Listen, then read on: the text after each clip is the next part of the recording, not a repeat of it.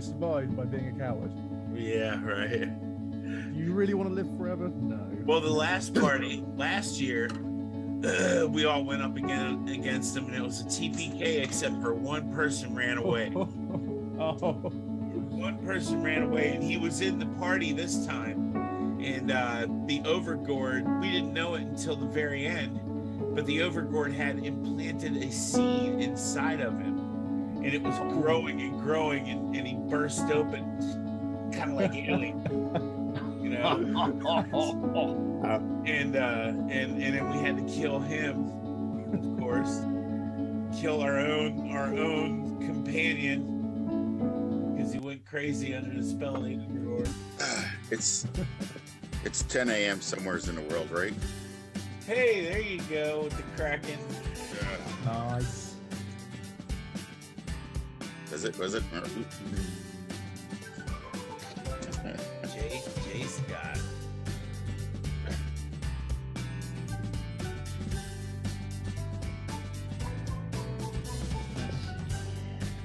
I was just joking on that. I wouldn't dare touch that poison at this early in the morning. Don't you lie. You just put some in your coffee. Well, hey, that's an idea. No. I don't drink coffee in the morning anymore. Have we had contact with John? Maybe last night was such a celebration after the game. He celebrated too hard.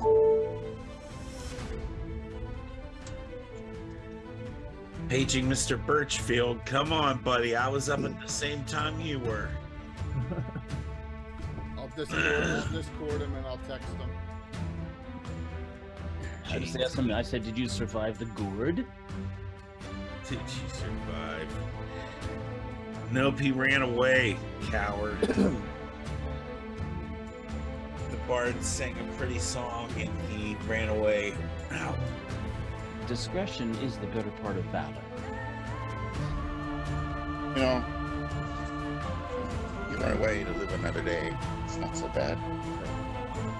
It's called protect the force. Maintaining continuity. Sustain. Yeah, he dragged me with him though. Took a little light snack for the road. Guess who's gonna explode next time? Yeah, me.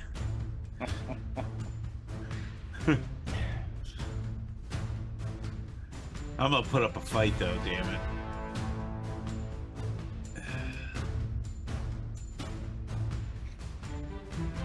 Yeah, that's what I was saying. His Turn to Discord joust. dot is going, so it appears he's typing back. Okay.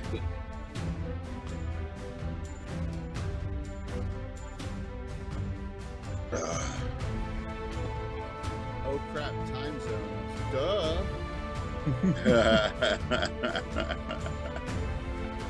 Well, so yeah, this was a bit of an issue for us over here, is because tonight the clocks go back for us. So I was like, there's that worry of like, does it change anything? I just googled it and it was fine. It's like how many appointments and events has the smartphone saved with that whole time switch? Before I had one, there would be days where I show up somewhere, I'm like, where is everyone? It's like, the clock's changed. Start without John because he's running behind because he messed up the time zones. I'm telling you what he said in Discord. He gets punished. He loses a lot of credibility with that. And some more toes. Oh, Jesus. Well, you know, his character just got married, so you know he's enjoying the married life now. So you dragging. Can you believe it? I can. Can you believe? Let's see if I can. All right. Good morning, everyone. Rolling here. Are you rolling? I'm dragging. Late night last night with that extra inning World Series game.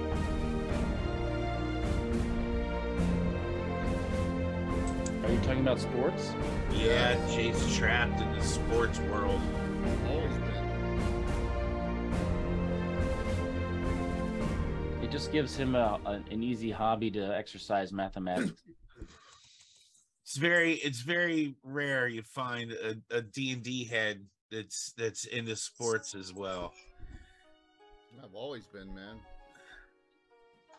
At least in my Of the world, many it's ancient been. civilizations of the world, none can Usually surpass it's one or the grand other. majesty You're either of into ancient sports or China, you're one of into the oldest D&D. and longest You don't lasting mix it. civilizations in the history of the world, going back over 4,000 years. I'm gonna brag. I had 10 Roller varsity, Games 10 is proud varsity to letters announce in our high latest school. Mythos series Wow. Yeah. project, the Codex Sonorum. The Codex Sonorum Is that a covers big the thing? might and profound wonders Sure. of Varsity. prehistoric to medieval Varsity. chivalry, You Back said in varsity? historic In high school, and yeah. mythic This for is high castles school. and crusades. Uh, With almost This is 200 cross mythical country and Chinese track? creatures Yeah, and over most of them, 140 deities and heroes, the Codex Oh, you were a Sonorum is runner, filled with huh? monstrous Yeah. gods, warriors, and more on the crazy. level that will be truly How legendary. what's the told furthest in a distance narrative you true ever to ran, Chinese Jay? history. Ever It ran introduces the just basics of running or Chinese ever martial ran arts in a and is complete competition? with key In and the many legendary just running. abilities associated. 15 miles. Ancient Wow. complex systems of Holy sorcery, 15 folklore, miles. Holy and shit. fortune-telling, Yeah. even enchanted charms. Damn. I mean, explored as but well. Jay had the. Players can You, live out their didn't you do the characters' adventures suckiest in race tales ever? set in 800 popular meters. Chinese fantasy styles 800, yeah, like 800. wuxia and more, Fast. I while like within 800. a pseudo That sucks though. That's a suck race right there. Oh, because you got to pour on speed as hard as you can for like 800 meters. Researched and written by Brian Young, the wildly popular Mythos series delves into guess- the mythos of the Well, the ancient 400 world, sucks too. bringing hosts of gods Yeah, I and didn't do heroes, 400. legends and lore, Taryn, and even the Taryn was a monsters runner and foes too, that Jay. plague the Cool. peoples of ancient times, to the stories that you Yep. create. I never liked. The Running Codex for Sonorum running's brings sake, ancient never really China enjoyed that. to your table. yeah. Join I played. us I played and pledge soccer today. or football. To those of you. In the UK. Us Europeans, the football, yes. Yeah. So, yes. I didn't play well enough, I think, to call it football. So don't. It's all right. I think I've understood my dad's American. All of the terms are together horribly. I have no idea what's going on. I mean, you can Yu-Gi-Oh automatically translate hood and bonnet. Yeah. Oh, now I work in manufacturing, so every time I say aluminum, that scares the daylights out of me. Instead of aluminium. Yeah. Aluminium. Yes. I'm glad you learned how to pronounce it properly. It's good. It shortens. It takes a couple syllables off.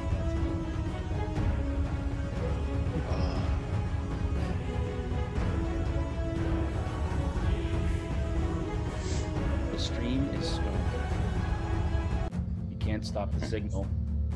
Movie quote: You can't stop the signal. I don't know that one. Huh? Jay just throwing John under the bus right in chat. Boom. Right off the bat. I have to. Oh no, Jay, really? I mean, I spared his character's life once. We'll just throw John under the bus. Oh. No, John's got some, like stuff going there. So give the man some breathing room. Why don't you?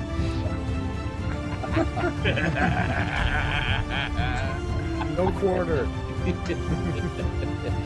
What's up with all this mercy? Mercy. What is this word? Oh, it just means that we have a lot to tease him for. It'll be fun. I hope everybody's getting caffeinated right now, because I know I am. No, I'm not yet. I might be over caffeinated right now. But I have a caffeine deficiency. I have to supplement.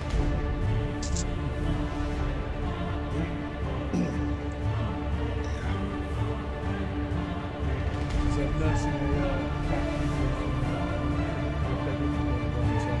painkiller about caffeine. like you got a pint of Guinness right there. Well, painkillered up, caffeined up. Now it's time to drink Guinness.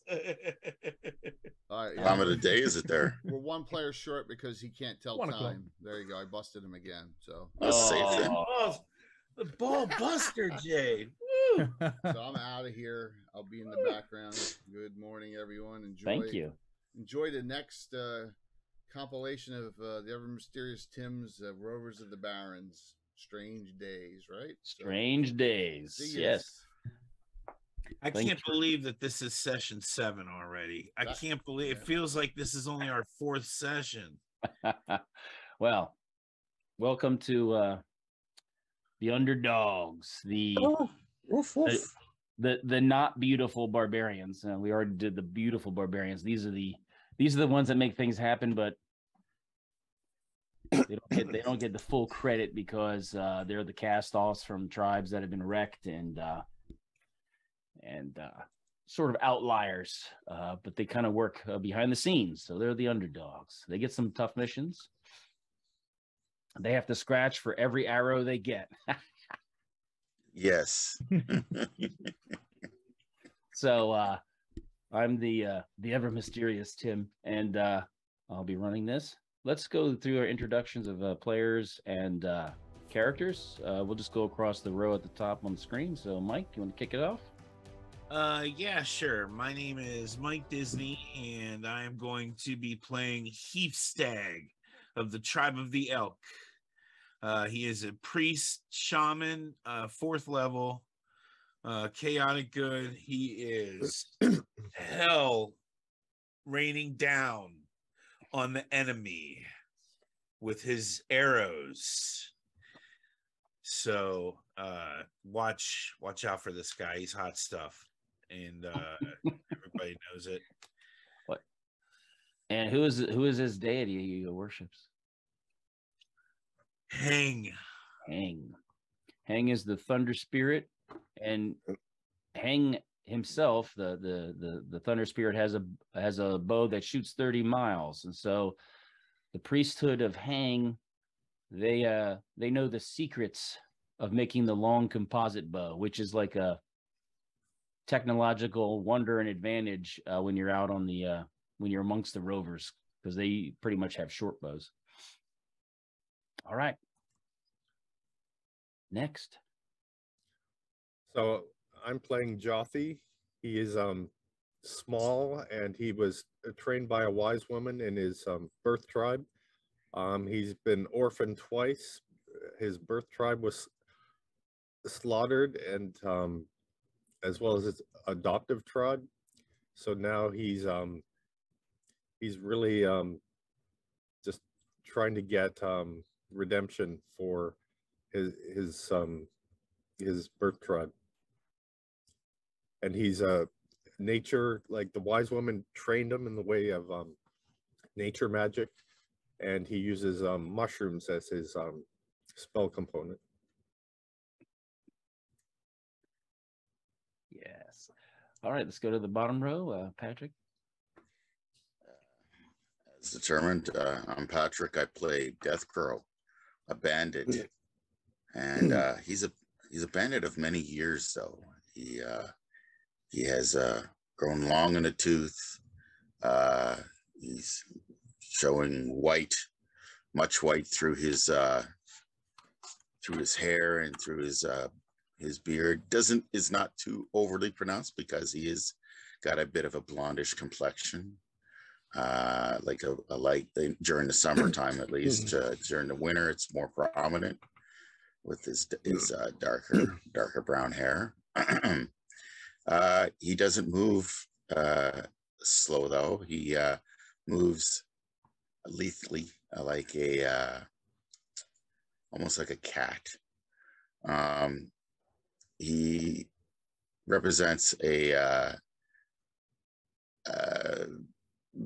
tribe. His father was from the Frews, and his mother was from the Bandit Kingdoms here. He is a bandit. I don't know if I mentioned that or not. And he specializes in the bow. And he said he could one of the better of the trackers within the group, and steps up and gets aged and hit all the time. So, Patrick, you said he's long in the tooth, but how many years chronologically is he?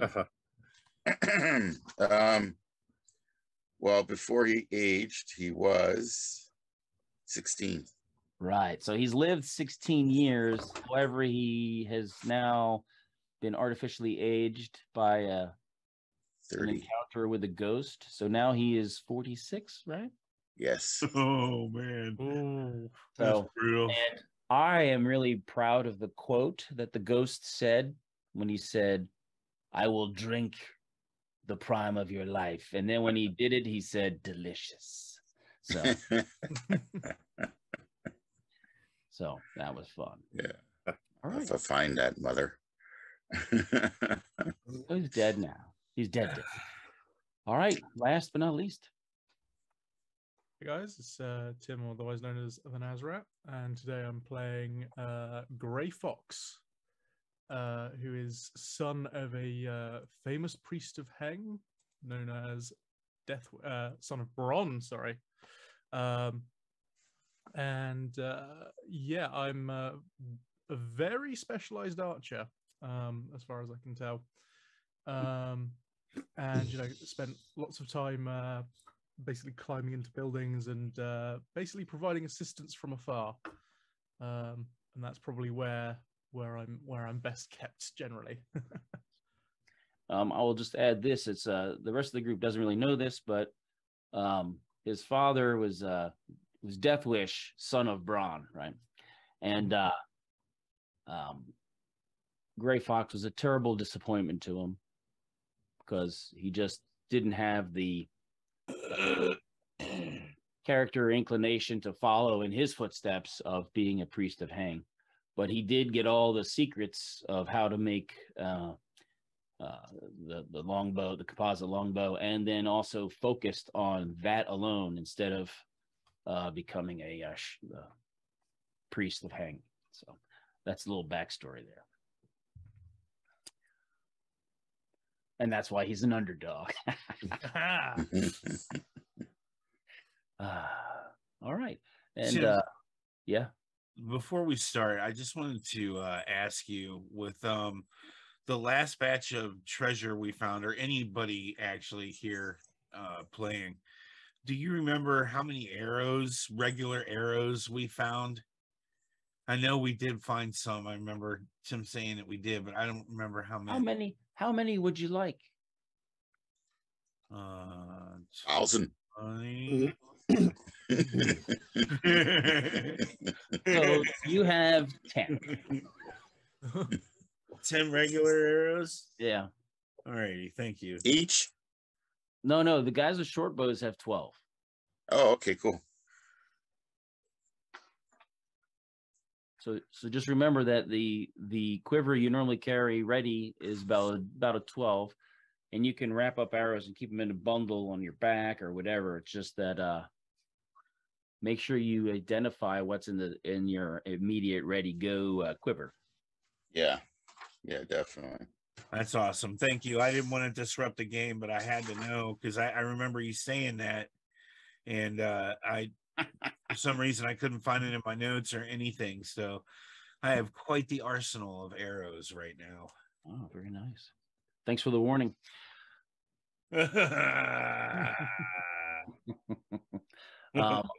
So John is not here. I will introduce his character, John Birchfield, the Blue Box RPG. We'll be playing Red Fist, who is a fearsome barbarian, sort of the traditional archetype barbarian. And he sort of has some sort of upsetting past. So it kind of bubbles up occasionally when he gets fired up and angry and something triggers a memory. He gets very upset about it. Some bad blood within his family. So that's kind of one of the reasons he's rolling without him and rolling without his tribe. And he's kind of joined into this group.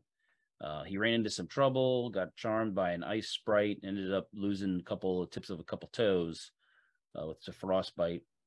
And also he murdered one of the fellow player characters while charmed, and he's been trying to do better and not kill any player characters anymore. Or kill it, yeah, the characters, yeah. No players. He didn't kill any players, just characters. The killer. It was a little dodgy. We're like, are they going to accept him back? Are they going to, like, you know? It was interesting. So last time you had fought off an assault against the Camp Fish Kill. And kill is a word for creek, so it's right by a river. And he stayed here for about a week. Now, one of the big after effects of your heroic actions, kind of breaking the siege with some kind of frightening cold-based monsters, ice trolls and such, plus a number of the Agavul tribals that tried to get in there. One of the things that happened was that one of the families offered to have their daughter marry Red Fist, and she's very skilled at beadwork and making jewelry. She's pretty decent at flint knapping and you know, all the other things. And she wasn't like forced into it because he was such a kind of larger than life person compared to people that live in a camp, because they're not as adept living in the traditional nomadic lifestyle. And that's why this camp is got formed here. So they got married. And yet you notice very shortly after after the marriage ceremony, you notice that she's making his food. His food is better than yours usually. You notice that all his stuff is repaired. He always looks better than the rest of you now because he has somebody helping him out and squaring him away. So I just want you notice that over the past week when that occurs. Is there any particular specific goals or tasks that you want to do before we launch into the moving forward? I would like to utilize my if I have anything closely resembling a sleight of hand, to switch my bowl of food out for his bowl of food when we sit at the table. That's not likely. That's not likely to happen. But you can try to trade. Maybe he'll trade with you. Yeah. Maybe he'll let you taste it. Like, this is delicious. Taste this. Heave Stag would like to go up to I forget if you have the names that we discussed, Tim, about handing out the feathers. Do you remember who? Yes. Oh, the names of people you identified? Yeah, who I was going to give them to. Do you remember? Is that because you forgot? Yeah. I know Patrick was one of them. Patrick? I got a feather? Yeah, a Thunderbird feather. Because I have 4 of them and I'm handing out 3. So, and I'm giving you 1. And there was 2 others. I forget who they were though. Was there one were you giving one to Takala or one to Balin? I think one to Red Fist too, right? Yes, he has a short bow though. He rarely uses it. Yeah, but he could put it on his axe or his weapon. Oh, that's true. Yeah, that's very true. Oh no, I think maybe Greyhawk too. You were thinking about it, depending on if you accept him or not. Yeah. What's the significance of the Thunderbird feather? Can you bring me up? Yeah, if you attach it to your weapon, it's a feather of the Thunderbird, so it is like it's a big deal. If you attach it to your weapon, it does +1 electrical damage. Oh wow! You can attach to your bow, and your arrow will do 1. If you wear it as a talisman, it gives you +1 save versus electrical and air and weather related effects. Okay.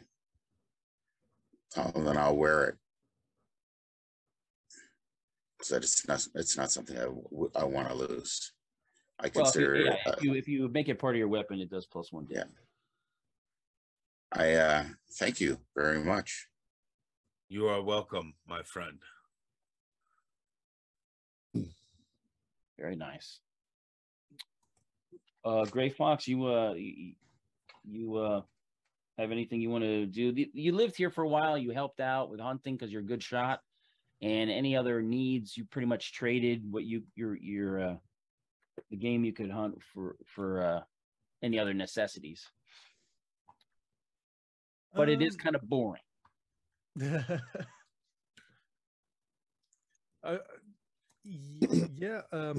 suppose. How long do we roughly have, Tim? A week since the last the end of the siege. I do notice. For me, I'm like, I notice I only have 12 arrows at the moment, and I do realize that I have some Fletcher tools. So would it be possible to procure our arrows either by construction or by trading or anything else at all? Because I, just want to be prepared, especially if I'm going to go hunting or anything else. You can make 10 more. Okay.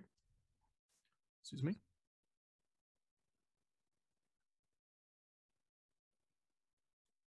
And I'm guessing that you're going to be kind of learning and meeting these people and trying to like join. Yeah, absolutely. Join the crew. Since Fishkill is a nice place to rest. Cedrin, the priest here, basically most of the inhabitants were saved from infanticide. If he hears that there's been births near tribes that practice that, he will try to save any infants left exposed.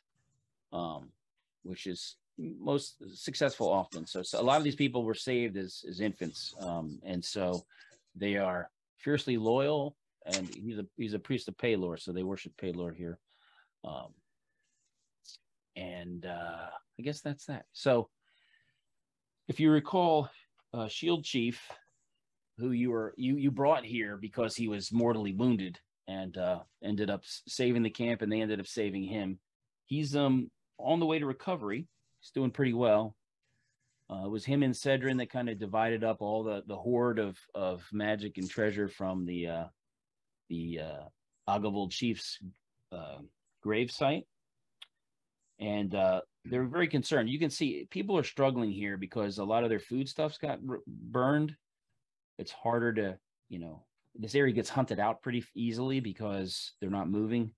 And fishing, you only get so much, especially this time of year. You're right in the middle of winter. Cedrin meets with you all. He brings you to his main tent, and he tells you, you have been a great boon to us. You are always welcome here. We will always provide you shelter. But I have to ask that you return. The extra mouths to feed is something that's very, very trying for us. And we're not going to be able to provide you the hospitality that I feel we should be able to. So if you could kindly move on, not out of malice, but just out of kind of desperation and a realistic look at their provisioning.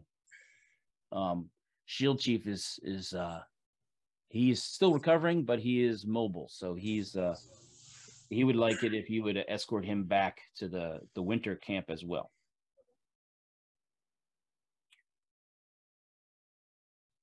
What say you? No, I since the Shield Chief is in much better condition to be mobile, should carry back on with our original task and end up going back to our encampment. All right. Bring him back. So now, if you recall, you guys lost your horses that one time. Yeah, we recall. Red Fist has his horse. Yeah, we recall. And you've managed to get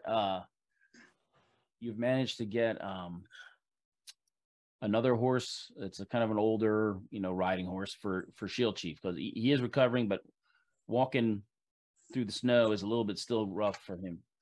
He's still got some stitches or some wounds that are healing. Remember, he got shot up, if you recall. So, and Red Fist is going to pretty much, he's bringing Fairwinds, his wife. He's bringing her, and she's got a lot of stuff. So he's going to be putting the. She'll be on the horse, and he'll be walking. Oh no, her stuff is on the horse, so he's using a pack horse. As a pack horse. He can change that if he gets here, but.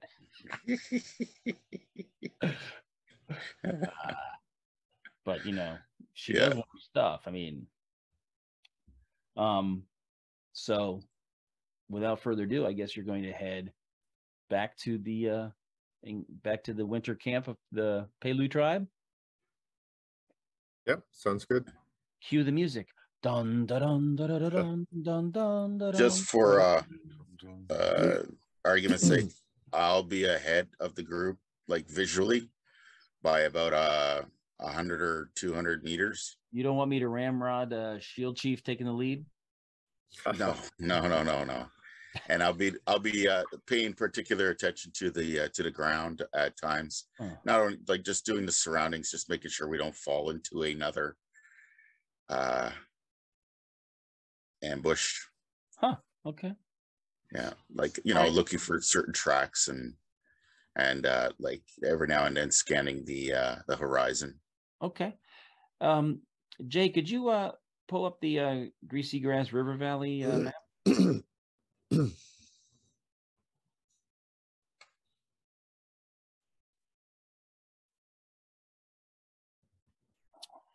All right. I'm going to try to zoom it in. There we go, a little bit. See the blue dots? Can you see the blue dots on the map? Yep. There's 3 of them, right? One off to the left, and then one.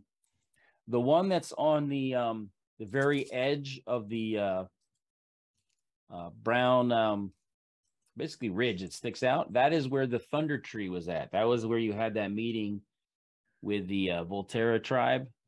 Yeah. When they stole your horses. And the blue square that's right by the river to the left of that one, to the west of that one, that is the Camp Fish Kill.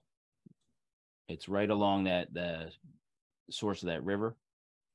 And the far left one, the one that's off to the left in that kind of protected draw, the high ground, is where the Pelu winter camp is at, if you recall. We're looking at about 20 miles.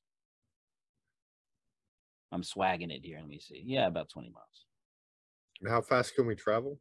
You could probably, you could hurt yourselves, or you could take 2 days. May I suggest something there is that we've got the chieftain who's wounded still, like he's still got stitches, that we just take the 2 days and. Yeah, I think that's good. Yeah. Good idea. Okay. All right. So as you you don't get like restock with a lot of food either. So you'll have maybe 2 or 3 days of rations with you at maximum.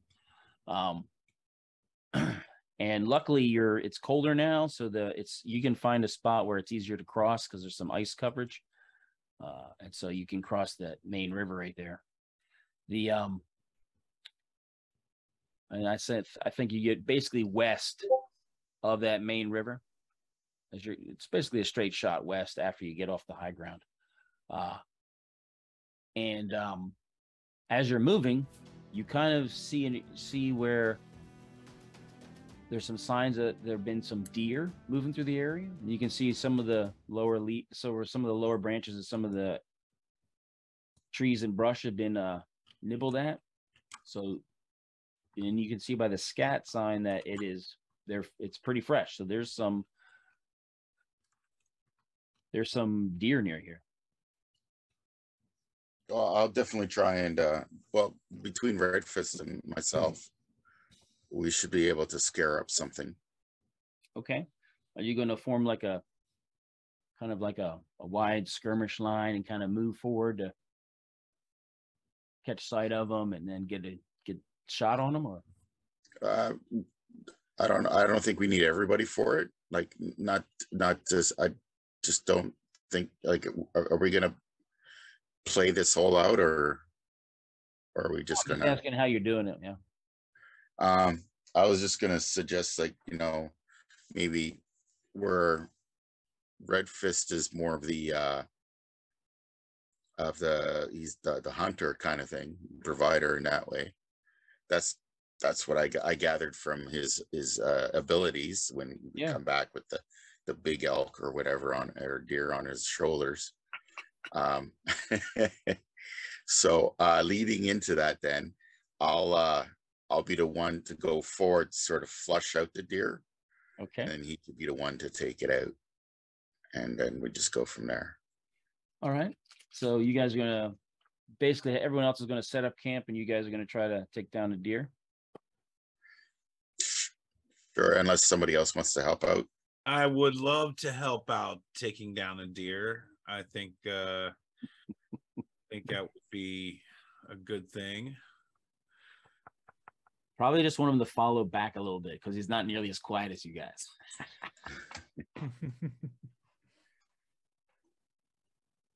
But he's got a long range. Anybody else going? I'll go. I can use my invisibility to animals to circle around behind, and maybe I can spook them your way. All right. Okay. Gray Fox, you're just gonna hang out and get the fire going? Yeah, well, I was gonna say I was gonna help, but I don't want to. You can do that. You can do it. Yeah. This hunting party's getting a bit too big for one deer, I think. So I'll leave. Well, no, there's more than one. The tracks are more than one. Yeah. Oh, so like, hell, then I'm in. Let's see who can get back. Everybody, come on! Shield Chief's Camp like security. Shield Chief and will stay back, and Fairwinds will stay back and get the fire going. What about Red Fist? What's Red Fist doing? He's gonna secure the area. He doesn't want to leave his wife and Shield Chief unsecured. He wants to hunt, but John's not here, so there you go. Okay, all right. I got you. I got what you're putting down. Any treasure we find means it stays among us. Any deer? Any loot from the deer? You get the deer liver. Eat the raw deer liver. You don't have to share it. All right, Mike. It's a deer. The loot, the deer loot.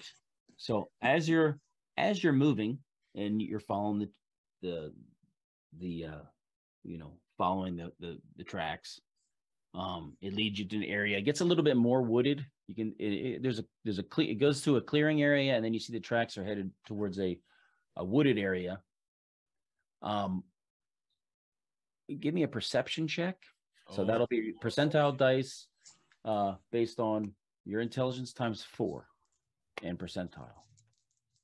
So we're rolling percentile dice? Yeah. For perception. Okay. So this isn't 5th edition. I make it harder, not easier to. Intelligence times 4. Yeah. Figuring the reason for anyone watching, the reason I do that is because if you look at the stats, they go up to 25. So if you have 25 strength, you have 100% to lift anything, right? It's 100%. Well, 25 times 4 is 100. So each point is worth 4%. That's why I do that. I rolled a 74, Tim. Well, you didn't notice. I failed. I rolled a 61. 14. I got an 80. So Gray Fox, you rolled a 14? 14, yep. All right. So as you're moving along, you can kind of see what looks like fletching sticking out of the snow. There's a snow, the ground's snowy. You see some fletching of an arrow sticking out of the snow. And it's kind of like it was fired in your direction, not necessarily at you. It's been there for a little bit, but you see a bit of the fletching sticking out of the snow.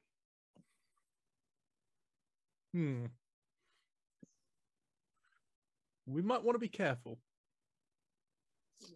Why? Can I go up and inspect the arrow closer? Sure. Yeah, see whose arrow it is, maybe.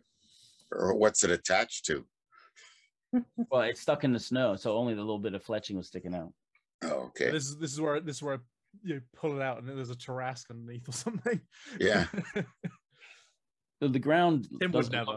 it doesn't look like it's a big mysterious mound or anything. That's a good start. Yeah. So you can pull the arrow out and you kind of look at the arrow, and the coloration is it's a little bit different. You know, the way the design on it is a little bit different. However, Heathstag is going to recognize it for sure. Probably Joffy as well. It has the markings of a yellow tree tribe arrow. And the yellow tree tribe is one of the trader tribes that sided with Ayus to preserve their own lives. So Heathstag snatches it out of his hand and breaks it in two. you could have shot it. That's a perfectly good arrow. I'm not using a trader's arrow. All right. Hey, Jay. Hey, yo. Need to go to the map. Outskirts. What's that? I'll take the arrowhead and remove it from the arrow shaft, and give the arrowhead to our newcomer there who found the arrow. What map? So you Forest outskirts. may want to use this for your next fletched arrow. I shall. We got to zoom in pretty far. But there's no snow. So Are we imagining that is covered with snow, Tim? yes, we are, because I don't have time to be. The important part is the tactical. Right, the positioning. Yeah. How's that? Ooh, there we go. So that's where we're at right there. See the little guys.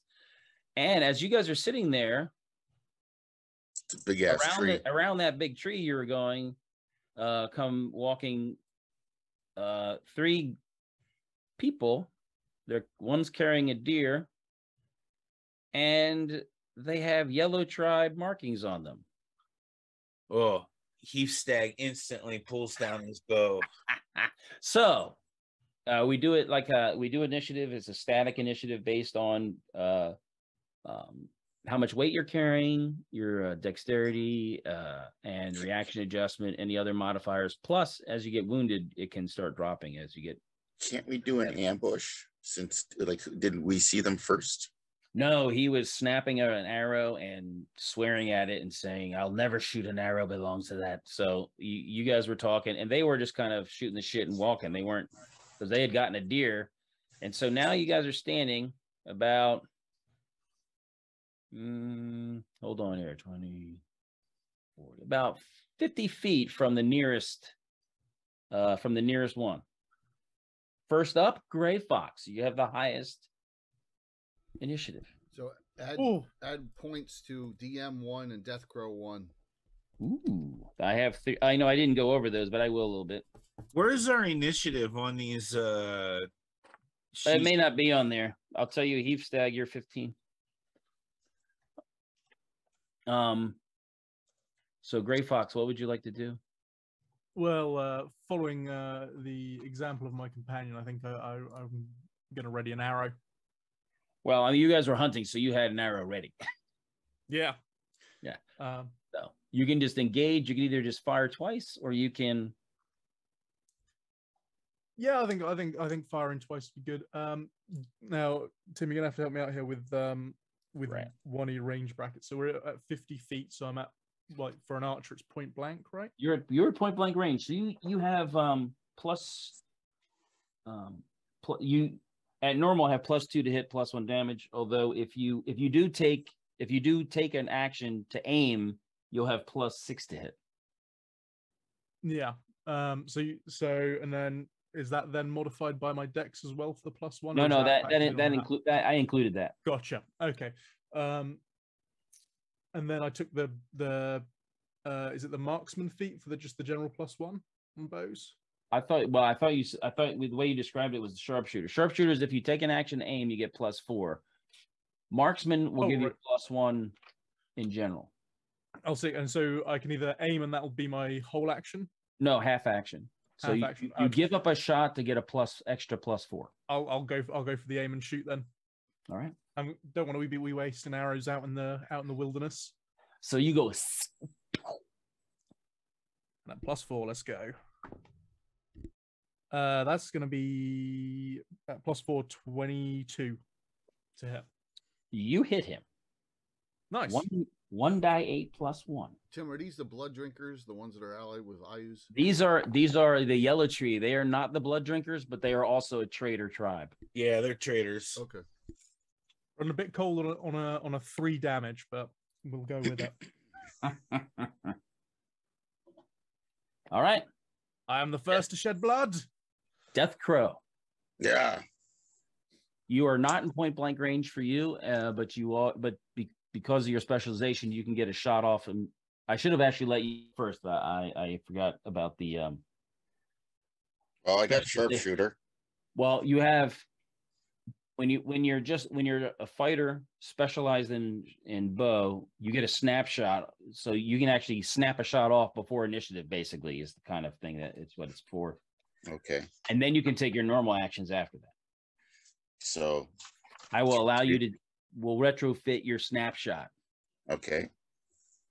The snapshot is a 14 on the die. Okay. That'd be let's see here. You hit. Okay. And then I'll fire 2 more times. You're firing all at the same guy. Yes.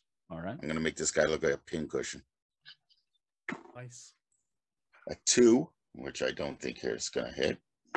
Ooh. And A 1. what? So let's do the snapshot first. The snapshot first would be okay. So what's the snapshot damage? Just 1 die 6. And whatever your mods are. 5 plus. With your bow, you have a +1 bow. Yeah, 5 plus. Yeah, does not my. They're in short range. That one is in short range. So I don't know if you get a +1 damage or not. You have to. Someone One, is two. gracing us with. We'll say 6 points of damage. Okay. Now give me friggin' okay percentages. Percentage. It's a magical bow. I know my archer fumble. Oh, this is gonna hurt. 51. He shoots John's characters and kills him. I'm sorry. Fire way up in the air and it lands on. No, worse. It'll land on his wife. Oh, Not Windrunner. No. Slips on bloodstain, breaks neck. And incredibly bad release. Windage is totally off. Wildly shot off to the side. Luckily,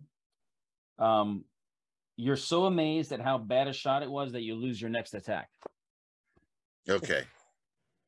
You're like, if it was sliced, it was like, oh. Basically, it slipped off your hand. It slipped off the bow. So when you released it, it went cattywampus off to the side. It was terrible. It was like when he put the arrow up, the arrow just started falling down his arm. Okay. You can. Oh, shoot. John, you're here. You can shoot yourself. Also, it's possible.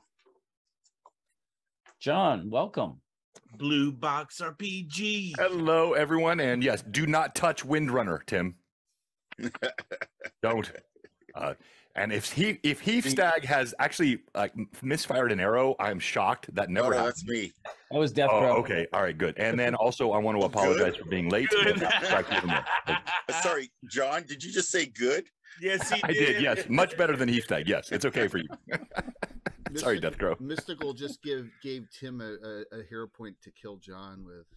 Oh, Thank you, Manda. That's awesome. Love the support from my folks. Red Fist specific. Yeah. Hey, when you have loved ones, they're hostages to fate. You never know what happens. Oh, Okay. someone write that down. Hostages to fate. Mm-hmm. I heard my dad say that, of course. Yeah, along with you're dead. What do you do next? Yes, that one. But hostages to fate is way more eloquent. Okay, that might be the name of an adventure I run later. I like it. Yeah. Probably need to put John's token into there, Tim. No, he's back at the camp Oh, securing don't- the area for fair winds and Domestic shield duties. He's on Yeah. KP duty. Well, everyone was going to go hunt deer. There was deer, John. I don't know if you heard. There was deer sign. Everyone wanted to go hunting, and then Fairwinds and Shield Chief are there. Shield Chief's still recovering from being almost killed by a bunch of arrows, and Fairwinds was helping get a fire going and all this. And you were like, "I'm not leaving them just alone while we do hunting." So you made the mature decision to secure the perimeter. I knew that's precisely what I had done. Thank you, Tim. I was trying to just say that me and you were going to go hunting, but Well, also, I needed to make sure because, Fairwind needs to be born properly upon a well-trained steed. So Brandon has been working with Fairwind while we're Right. But Brandon is loaded down with all her stuff. exactly. Yes. pack mule. All right. So we come to Heapstag. Yes. Now, I do want to. I know that I will remind you. You have those arrows that are magically enchanted against traitor tribes. Which ones are those called again? Arrows of retribution. I don't have that on my sheet. I emailed it to you for sure, and we discussed it. No, Tim's emails are very thorough, no doubt. Now, in Mike's defense, we played a game late into the night last night, and then we're up early. But yes, the arrows of retribution, I'm confident were in an email. Well, Mike noted that, John, and the fact that he's here and you weren't at first.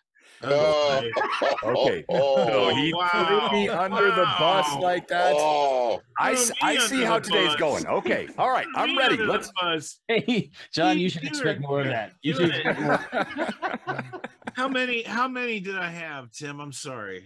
5, I think. 5 arrows of retribution. All right, I will do When one of fired those. when fired at a traitor tribe, they're +4 to hit, and they do an additional 6d6 damage. Damn. oh my God.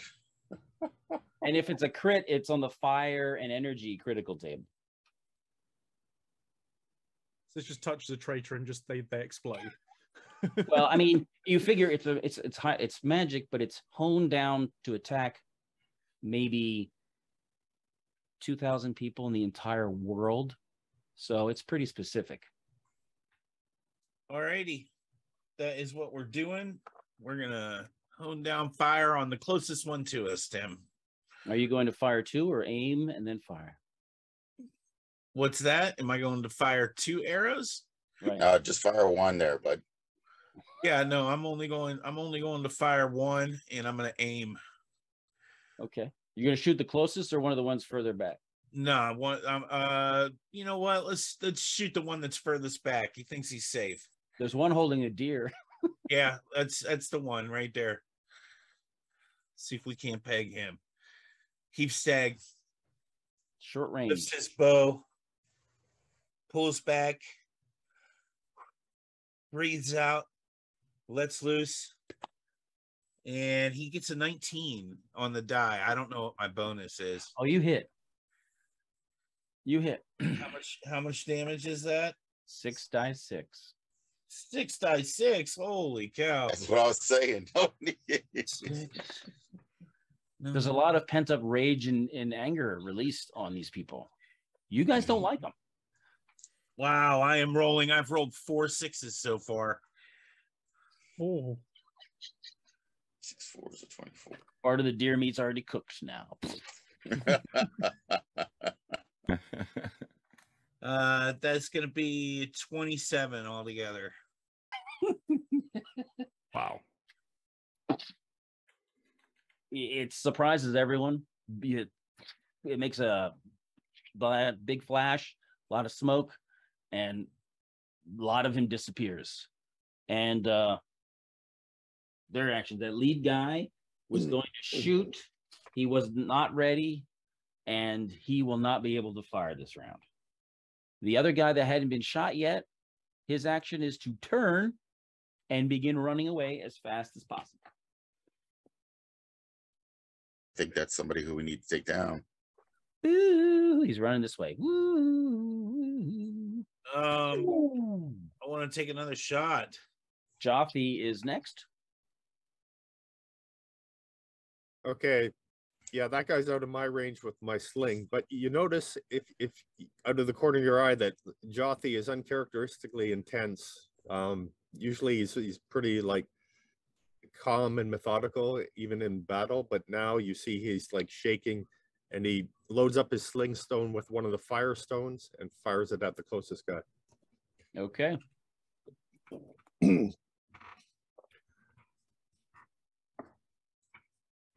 15 plus 1 for the firestone, 16. You hit. So that's 1d6 fire damage in addition to the sling damage. Yeah.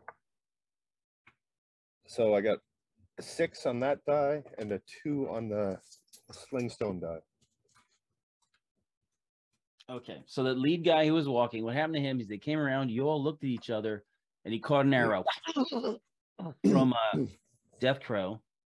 Then he caught another arrow. And then as he's sitting there, and that's why he couldn't fire us, because he's about to pass out, he gets hit, and all the fur and other thing he has is now on fire. As he crumples down to the snow, sizzling, his beard and hair catch on fire as he falls down. Disgusting. One guy got vaporized, another guy got shot twice and then put on fire, and then one guy is running away as fast as possible. New round, Gray Fox. Okay. How far's our runner, Tim? He's pretty far. You're gonna have to take off as fast as you can to get around the tree, because to get that shot, the tree's in your way. So you can see the tree. Obviously, you can run under it, except you got to put a little elevation on your shot, and so it'll hit branches and stuff. Yeah. So you can haul ass straight towards them, and then next round try to get a shot off, or do a pursuit. It all depends on what you guys decide to do. What do you do? I'll start maneuvering to be able to see if I can start laying some arrows into the next round. Okay. So that means you're going to move directly towards them to get past the tree. You can get to right here if you can see that on the map. I think it just goes off where I can see on there, but yeah, if I can get around the tree, so I've got like as clear a line of fire as I can get to try and catch him, because we don't want him getting away, do we? No. All right. That'll do nicely. Yeah. Death Crow. I'll start pursuit.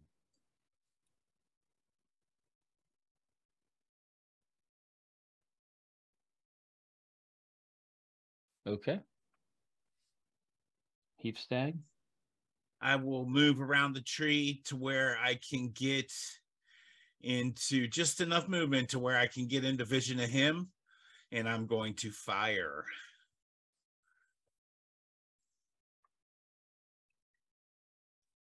Are you ready?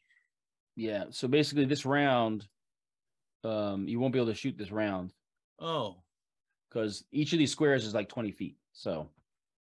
Oh, okay. To get to where you can get that shot, you're gonna have to move a lot. Now he's gonna keep running as all this is happening. He's gonna because you have terrified him. He was just sitting there hunting, and you ruthless murderers.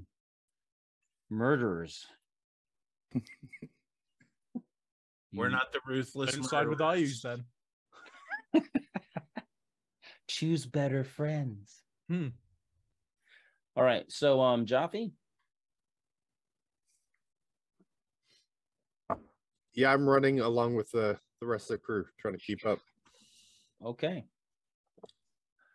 Now Death Crow is not as fast as the rest of you. So you, Gray Fox, all of you can move a little bit further past him if you want. I want on faster. Oh, okay. your armor. Yeah.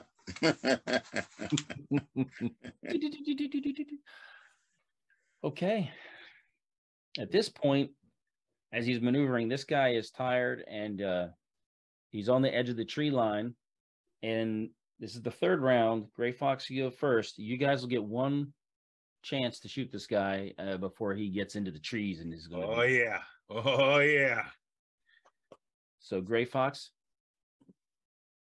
for you, Is it one chance or is it one round of attack so I could do two shots you can take your 2 arrows. He's 80 feet away. Okay. 80 feet. So so I'm still at +1. Yeah. That's something, right?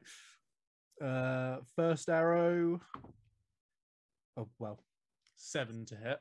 So that's your ranging. You're just ranging it. All right. Yeah. That was a warning shot. You can stop now if you want, champ. We might be nice. Who knows? A 10. Damn. Just remember that was 4 arrows total. All right. Oof. Death Crow. 80-foot shot. 80-foot shot. I'll try it.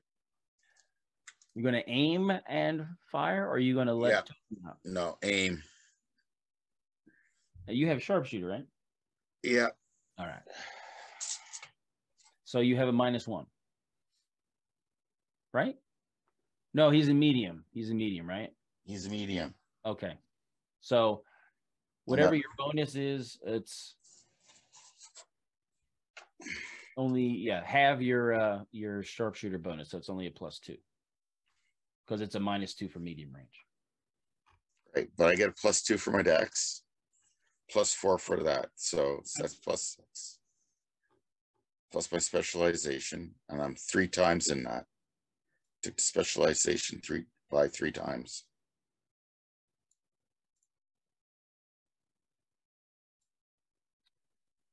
Yeah, you took an additional feat that goes along with archery after your initial specialization. Yeah.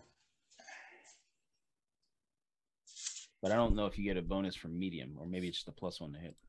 Sounds like a lot of. I don't think you get a bonus at medium from special. Then there's the magic off the bow too. The bow's +1, right? Right. Okay, so I all right. However those bonuses work out, I rolled a 9. You missed. Okay. How do you know, Tim? I wouldn't question that. He's the DM. He have no. Because you aimed, you fired once. Oh, it's a shame. All right, Heath Stag. You know what I'm doing. Heath Stag draws back his bow, breathes out, lets all the air out of his body, gently fingering the bow by the arrowhead. Here we go. Ooh, 19 again. Did you say fingering your bow? No, okay. So this, okay. I knew that you would go there. Well done, Patrick. Yes, I withheld saying anything. A dramatic moment. All of us were more discerning. Of course, Patrick went there. But I was going to bring this back to actual sort of D&D. So when he pulled the bow back, in The Wheel of Time, the very first book by Robert Jordan, Rand, he had something that he would, it was the flame and the, anyone in chat know? It was a, never said he fingered his bow, but he breathed and it was the, yeah, you got it. Mike got it. The flame and the void. All right. Sorry. Move on. You saw the flame and the void, he said. Yeah, it's easier to do all that when you have a compound bow and cheating. So roll damage. Is that's 66, right? I'm afraid it is. If you use that, did you use that arrow? Yeah. All right. All right, here we go. 66. I got 6 dice this time instead of just 1. All right, let's see here. 6, 12. Man, 3 6s. 18, and my math is bad, so give me a second. It's 21. It won't matter if you got 3 6s. Rolling hot, Mike. That's not 24 points of damage. Yes. He falls down. Wow. Oh, And there's smoke and sizzling and steam rising off of him. As the moisture in his tissues gets kind of just instantly turned into steam, there's sort of a popping effect as it kind of pops out through parts of his body, and he falls down. Oof. nice. Also, I want to can I see if I can retrieve my arrow from the last one that I incinerated? No, there is no arrow. Oh, wow. There's no arrow there. All that energy packed in there, refined, Oh, that means I gotta take. stabilized. I only have 3 of those arrows now. Yeah, that's right. These Any chance for Titan a couple of dice. my regular arrows. I'm just gonna say right now to the audience, these Titan dice that I won right here on Lord Gizumba's channel, I don't think I have rolled. Well, last night I fumbled, but other than that, I've been rolling 10 or above on these dice. They're incredible. These Titan dice, I love them. And now that he said that, and now that he said it, I fear for the future now. Oh boy, He is tempted the fates. that's right. I have tempted the fates. I shouldn't have said anything. All right. Well, so you've killed the yellow tree guys. 2 of them are unidentifiable. Well, 3 of them actually, because 1 caught on fire. So Jaffe, you can hold off your last sling. You're winding up the sling, and then you're like, whoa! So you can decelerate it, and then recover it. Okay, good. You didn't launch it. Can I recover my missed shot? No, it's lost in the snow. All right, so you guys can get a deer, and All 3 of them? yeah. You don't know where they went, and you ran from there, so you're really not sure where they went. Remember that one went way off? Yeah. Wow, rub it in, Tim. Well, good job. You killed the 3 yellow tree guys. You have fresh deer meat to eat for dinner. It's already partially cooked. It's already part of it has been cooked. Yes. And you can go back to the camp. Everything's safe and sound. Is there anything anything on the remaining body that could be useful? Yes, they had a couple short bow arrows. They had a regular short bow. And How many short bow arrows? They each had 5. Okay, so it's That's a 15 bounty total. for us. Yeah, who uses short bow here? Everybody but the longbowman and Jaffe. That's only 2 of you. It's you and Red Fist. Okay, so I'll collect them for myself and Red Fist.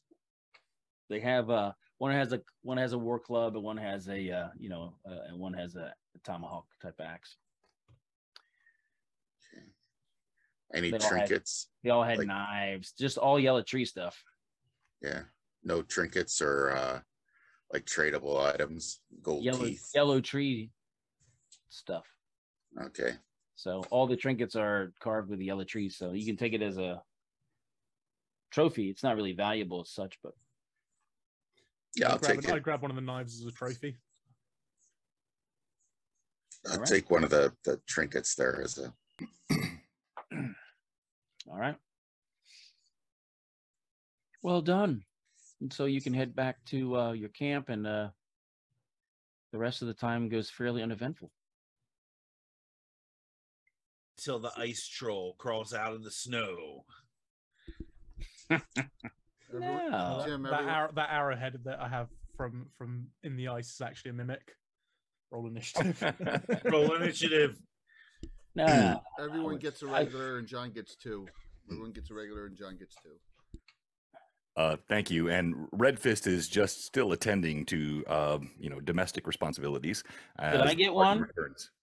No. No. Tim, no. No, Tim. Did I get one, Jay? Tim, no. No.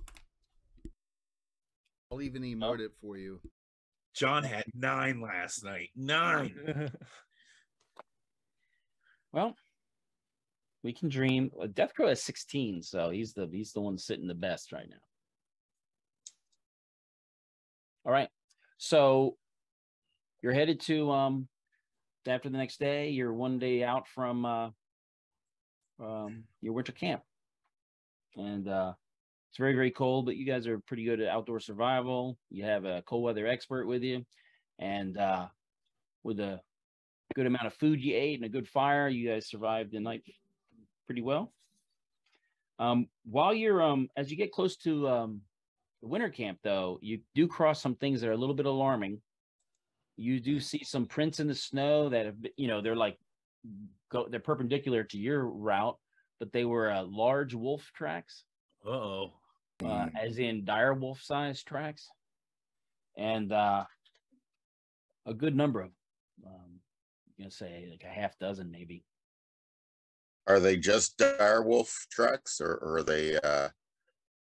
Well, if there's anyone riding them, they don't leave footprints. So No, I know, but if they went and they went to a like the way they would gather, like do they look like they're do they look more regimented in how they're being? Well, you're going to have to take a sampling of the trail. How much time do you want to commit to studying the trail? These guys are close to the home, right?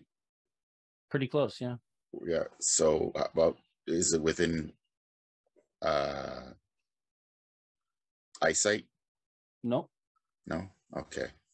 What do I need to roll to find out how if these wolves were carrying riders? Like, could I tell by how deep the impression of their paws were in the snow? Not for dire wolves, but if they were regular wolves, you might be able to have an inclination.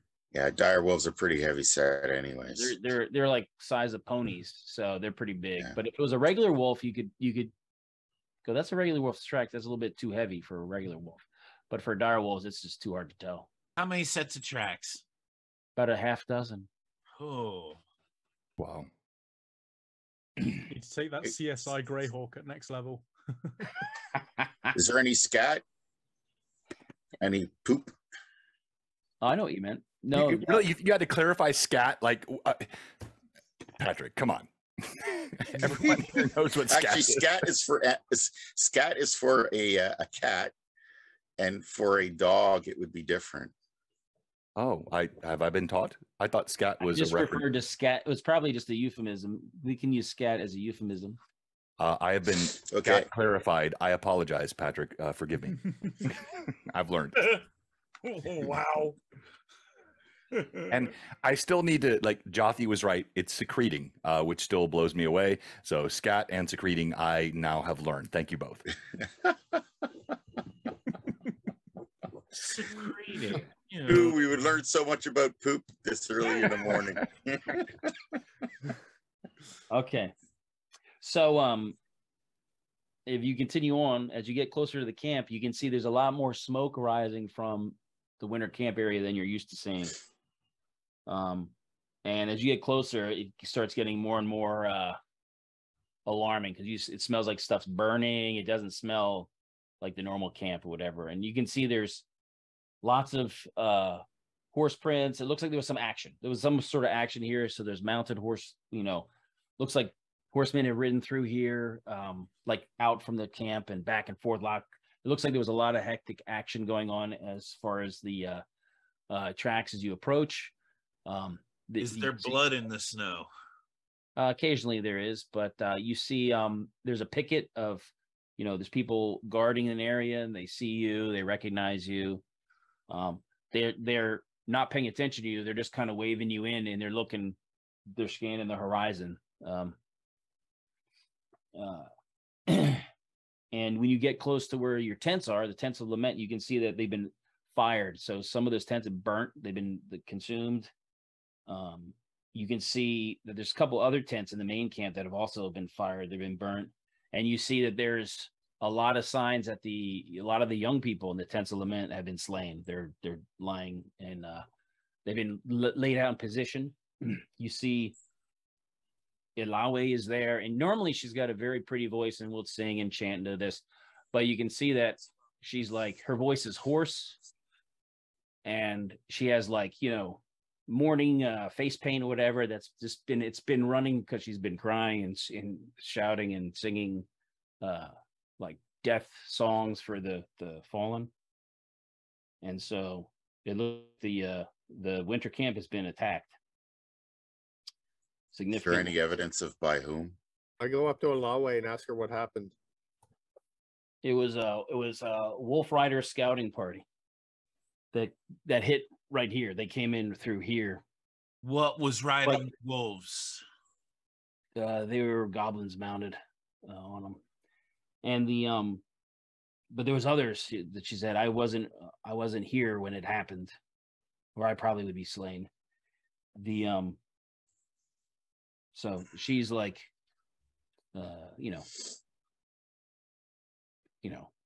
traumatized kind of. So you can continue on to find out what's going on here, and you basically find out that there was a wolf riding scouts that hit, but there was also an attack by wyverns. So there were mounted wyverns that had dropped some incendiary and oil and stuff on certain tents. Mostly the ones with storage in it, mostly had food stores. Some of the wyverns landed, and there was some fighting with them, but nothing too much because they landed fast. But what a lot of the wyverns did was, in the food storage area, they basically sprayed them with their venom from their tail. They can kind of squirt venom out of their tail, and that's toxic and poisonous and just disgusting, and it just basically ruins it. If you think kind of what wolverines do, if they find food and they can't eat it, they'll actually spray musk on it and spray stuff on it. So that's kind of what the wyverns did. So they basically have destroyed a lot of the stored foods here. They killed a number of people, but most of it was the food was destroyed. They also targeted horses. So a lot of horses were scattered, some killed, some just stung and left. So that's kind of what they did.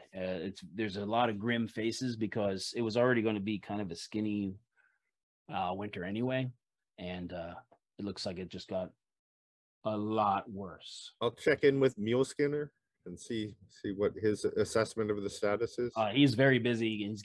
He's counting. He's like, he has a weird thing. He's writing down on something and he's making marks that you don't understand. Magic. Oh, let's get the chieftain up there. The chief that we got here. Yeah, Shield Chief goes to his. He goes to find it. He goes to find his family because that's what he's initially worried about, and so they take him in. He's really not able to do too much still.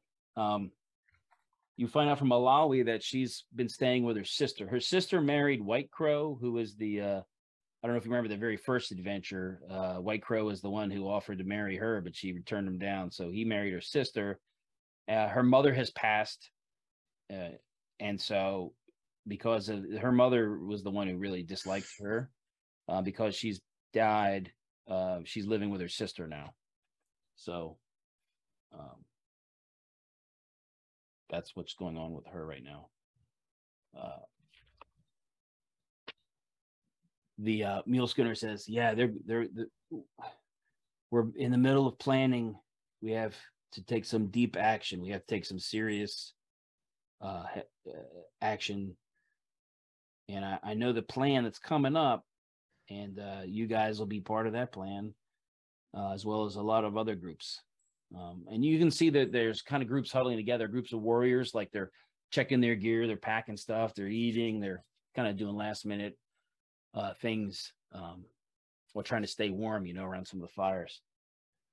They have that smell and feel of soon to go do something, like they're prepping. There's a little intensity in it. He says there's going to be some forays, organized, because we don't have enough to stay put and stay here and survive. So we have to send people away to find food elsewhere. And it's, middle of winter, so it's going to be very difficult. And so while you're there talking, you see Tall Bull. Tall Bull is the chief that usually came over to talk to you at the Tents of Lament. That's kind of one of his functions. So he basically is finding you and trying to gather you guys all up now that he sees you there.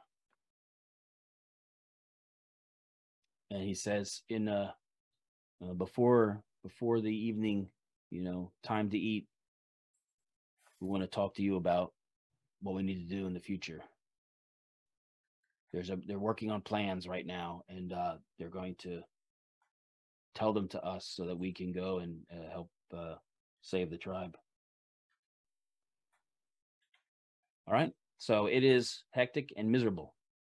Anything you want to do to, or you're just going to wait for the? Are there any of the goblins taken down? Nope. So that we're that successful in the raid of the camp? Yeah. Do we have any?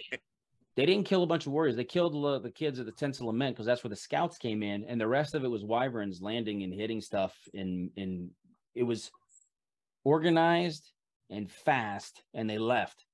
So they didn't really kill tons of people. They would have had to have an inside knowledge then to know where stuff was. Well, you had coughing fish living there for a while. Maybe Dull Knife.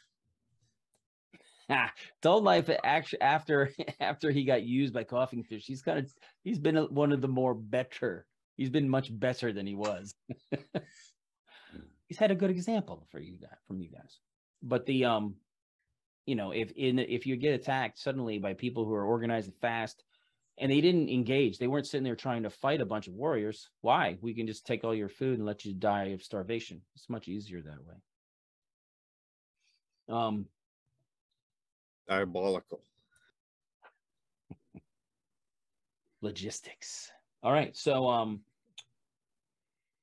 if you're not going to do anything, then you can go and have your meeting with Tall Bull. Do we have any deer meat left over that maybe we could share around to the tribe? Yeah. You may want to save that. Oh, okay. Yeah.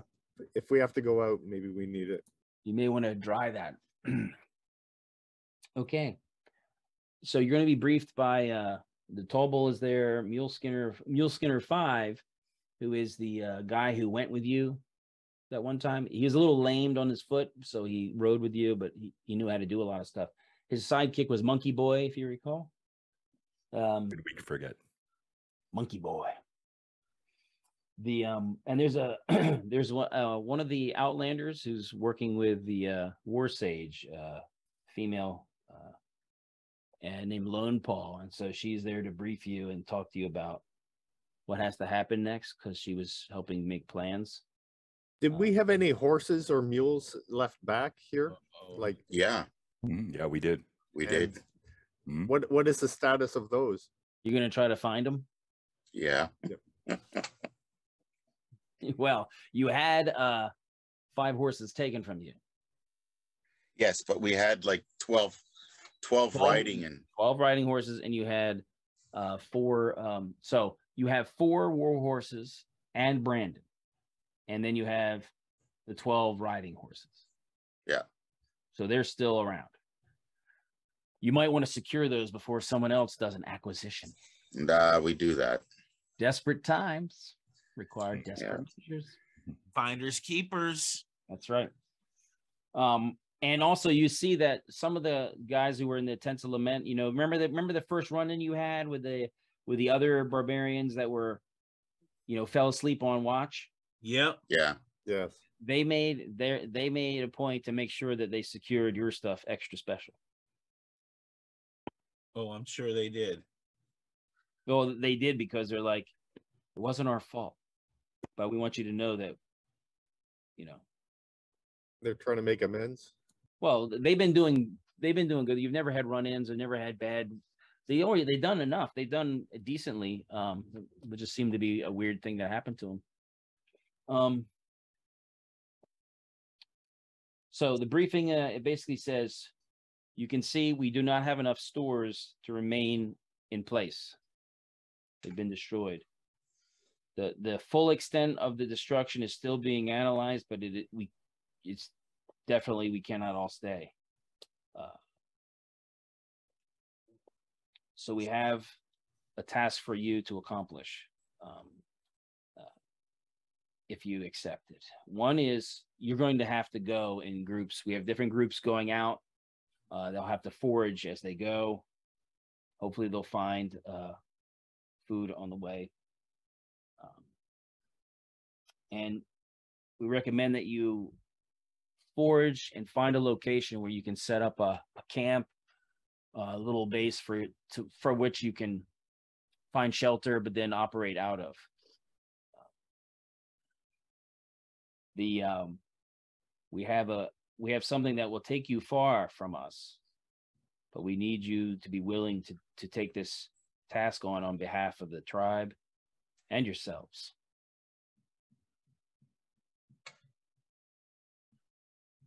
Dun dun da da dun dun da da. So they need you to travel south and east,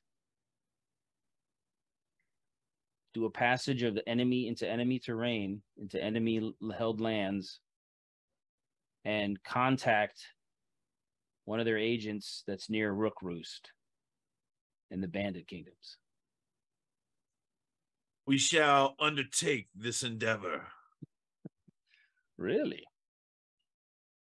So if we can, Jay, if we can go to the Barrens map.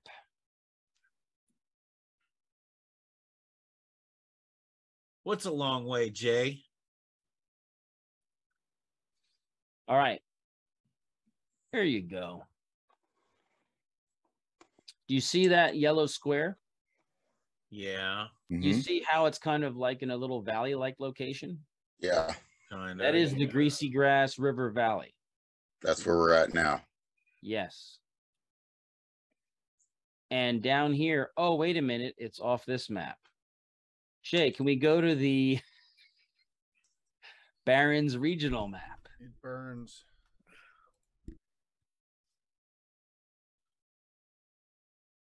There we go.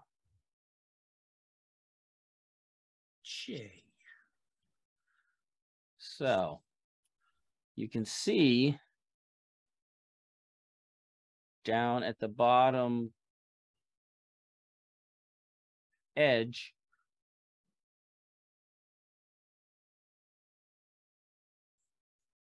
there it is. There's the free city of Rook Roost. That is a far, far, far. It's only about 400 miles. It's only 400 miles. It will take us a year to get there. You can travel much faster than that. So, yes, this is a difficult endeavor. Obviously, most groups are not doing this, but you've been so successful in the past before. They'll be sending Mule Skinner 5 with you, who's from the south, and he's familiar with their ways, their strange ways, and familiar with the area. Now, if you look, I have a marking here on this map. It looks like a plus sign. You see that? Yeah.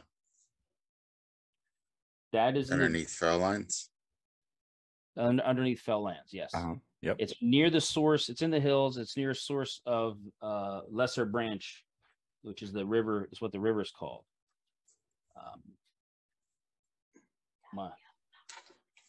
You know,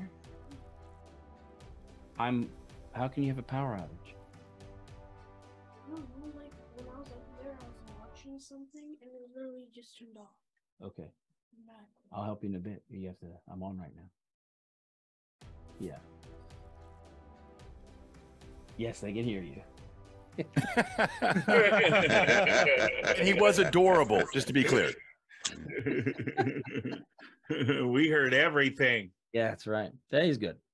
He was like, something switched off in the house's TV or something. TV. So did 4,000 other people. Wow, it's like, well, if there's a power outage, I got some magical stuff right here. So you're the contact, who I don't know who or what they are, but I do know that there's a farmstead near the source of the lesser branch. That's what that stream is, river's called. And at that farmstead, near the sheep paddock, there's a guardsman's cottage. Near the guardsman's cottage is a well. You know what a well is, right? If you don't know, she'll explain. A well is where you dig down the water that's in the ground. And in the south, they will build around it and build a little roof sometimes over it to keep the rain and stuff out of it. That doesn't make sense. Your far recognition is to go there at night, and in the rafters of the roof of the well, leave a crow feather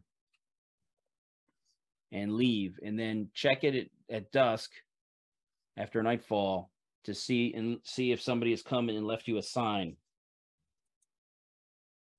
And the sign will tell you where to go. And then you'll follow the signs until you see a symbol in a sign that will be denoting a time and place to meet your contact. This sounds complicated. Yes, if you haven't been writing this down, you've made a big mistake. We can't write. I know. Right. What is this arcane wizardry you speak of? You better be drawing some word pictures, little pictures of you. And then you'll meet your contact. When your contact's speaking to you, he will speak in common, and he will use the word hardly. And it'll be in a sentence as he's speaking to you. Hardly? Hardly is the word. And in your reply, talking to him, you will use the word flippant. That is the countersign to him that you are the people and not infiltrating him. What is this word flippant you speak? I don't send him. So I'm a barbarian. You just said flippant? What? Yes. What is this flippant? She'll translate it for you. Is this a southerner curse term? The flippant, she'll translate it into your barbarian language. It means laissez-faire. Laissez-faire. What? We're not French barbarians, thank you. Red Fist spits at the feet and crosses his arms. Yes. Yes, so the words will be concealed in a sentence during a discussion.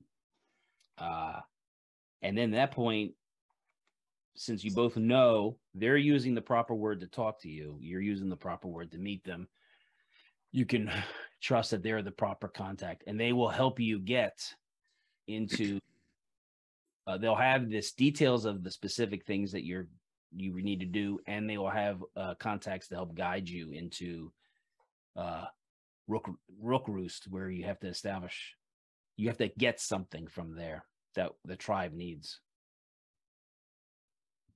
Food, I hope. Food we can get anywhere. It may just be a package. Not this time of year. Package. Where to look? We need weapons. There will be more of the fanged ones.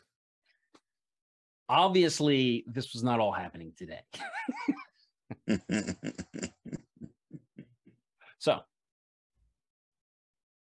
that is what they tell you. You have to go down there. They have friends that have met people that have helped them get critical items and things to the city of Rook Roost. It's very chaotic there, and there's evidence that leadership is not on good terms with Ayus. So, using that gap between them, they've exploited some opportunities to get things there, which is as close as they can to, without going straight through some of the IU's forces. So We're wasting daylight.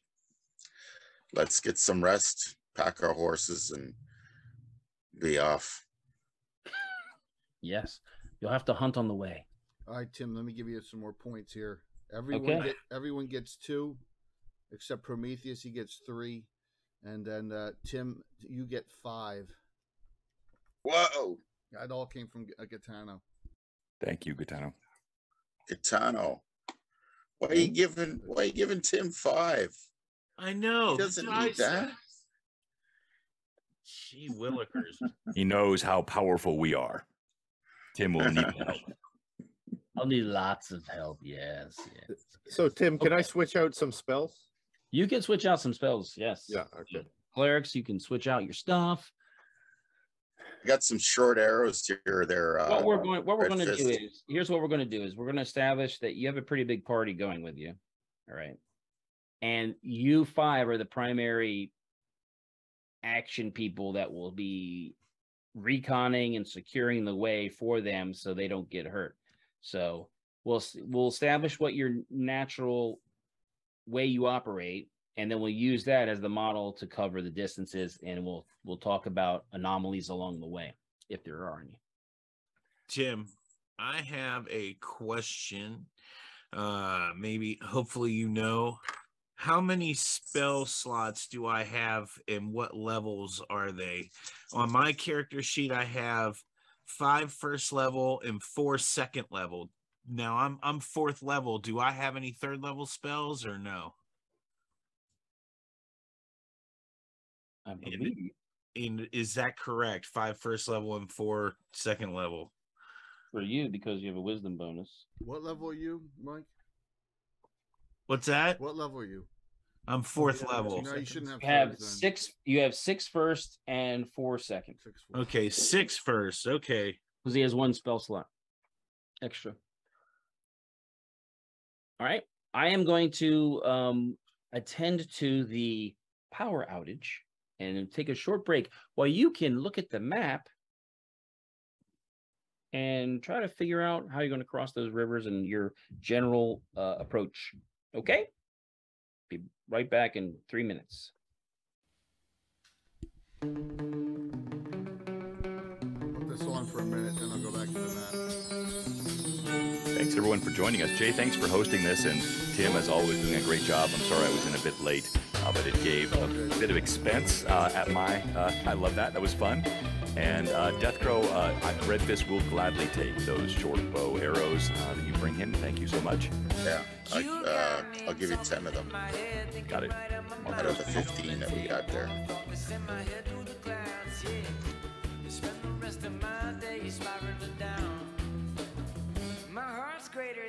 We'll be right back. Blue Box RPG. Mike Disney, the man, the myth, and the legend. Overgord, now the Elder Gord.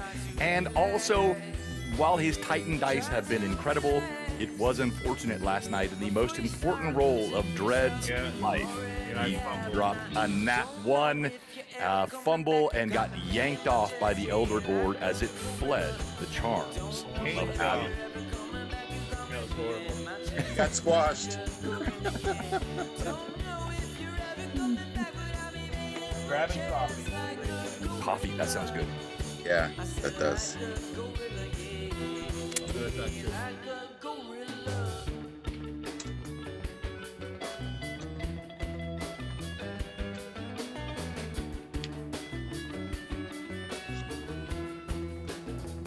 You got me laughing to myself, shaking in my grave. It only take one thought to send my head into space, yeah. Spend the rest of my days watching the waves. My love is tougher than a bull on parade. Well, I ain't even afraid. So wave your red flag, stab until you got your way. You could can't stop running away. Oh yeah. So try to relax. Just try to relax. Just try to relax. Before you start losing yourself, you already have.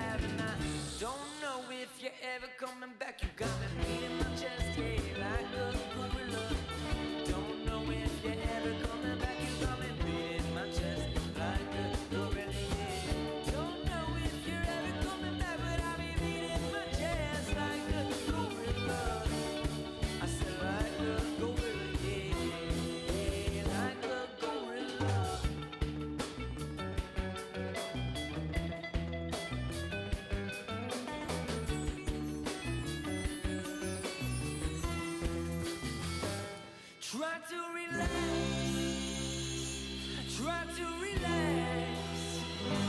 Try to relax, chill. Before I start losing myself, I already have, and I don't know if I'm ever coming back. You got me beating my chest, yeah, like a gorilla.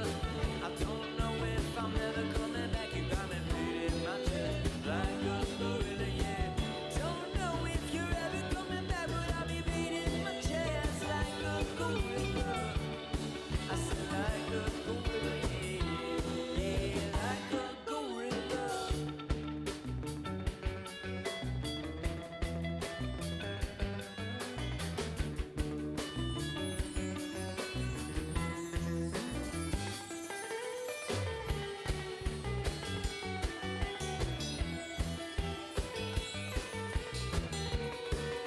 I have returned. Oh, welcome back. Thank you. The world has been corrected again. I fixed everything. My daughter sent me pictures of her Halloween costume. She's in college. She dressed up as Lord Farquaad from Shrek. Oh, nice. I saw, you know, what's crazy is I saw somebody else in a Lord Farquaad costume already this year. And the only thing is that this person has this huge, big, bushy beard, so it looks really strange. It looks like a red elf, right? Mm-hmm. Like a Santa Claus elf.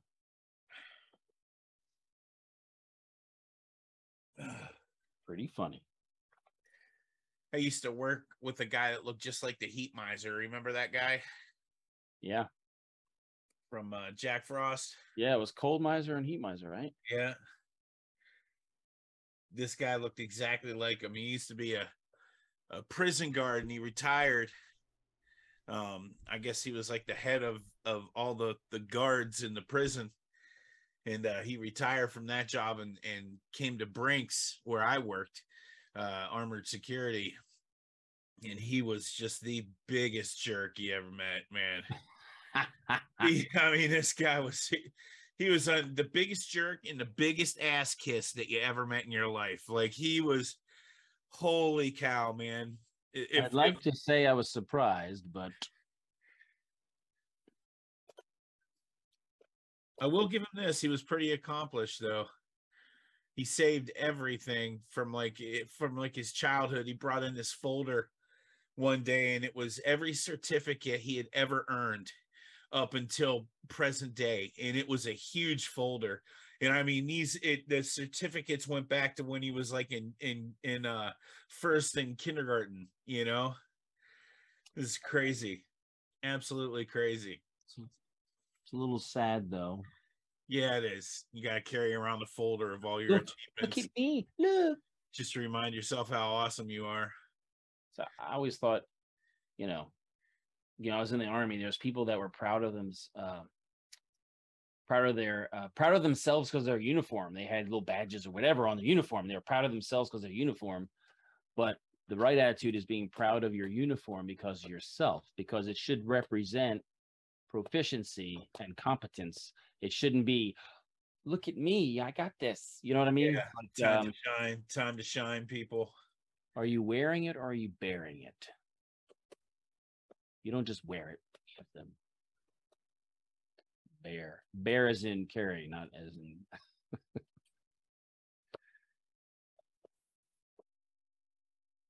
Medals are for silently telling other people the kind of shit that you've been through without you having to speak a word. That's what medals are for. Yeah.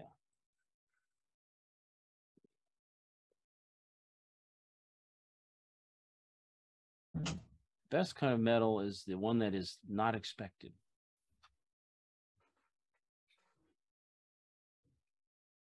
I agree.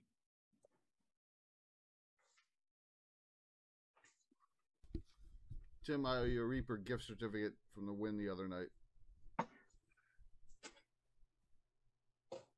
Are there any giveaways today, Jay? What? Yeah, 2 Trollord $10 digital gift certificates. Yep, it's going. Nice. 2 giveaways today. See, you hear that, chat? There should be 3 tomorrow. We are 9 followers away from 9,000, and once we 9 get to, followers. once we get to 9,000, I give away the 9th Best of the Dragon Volume 3 original.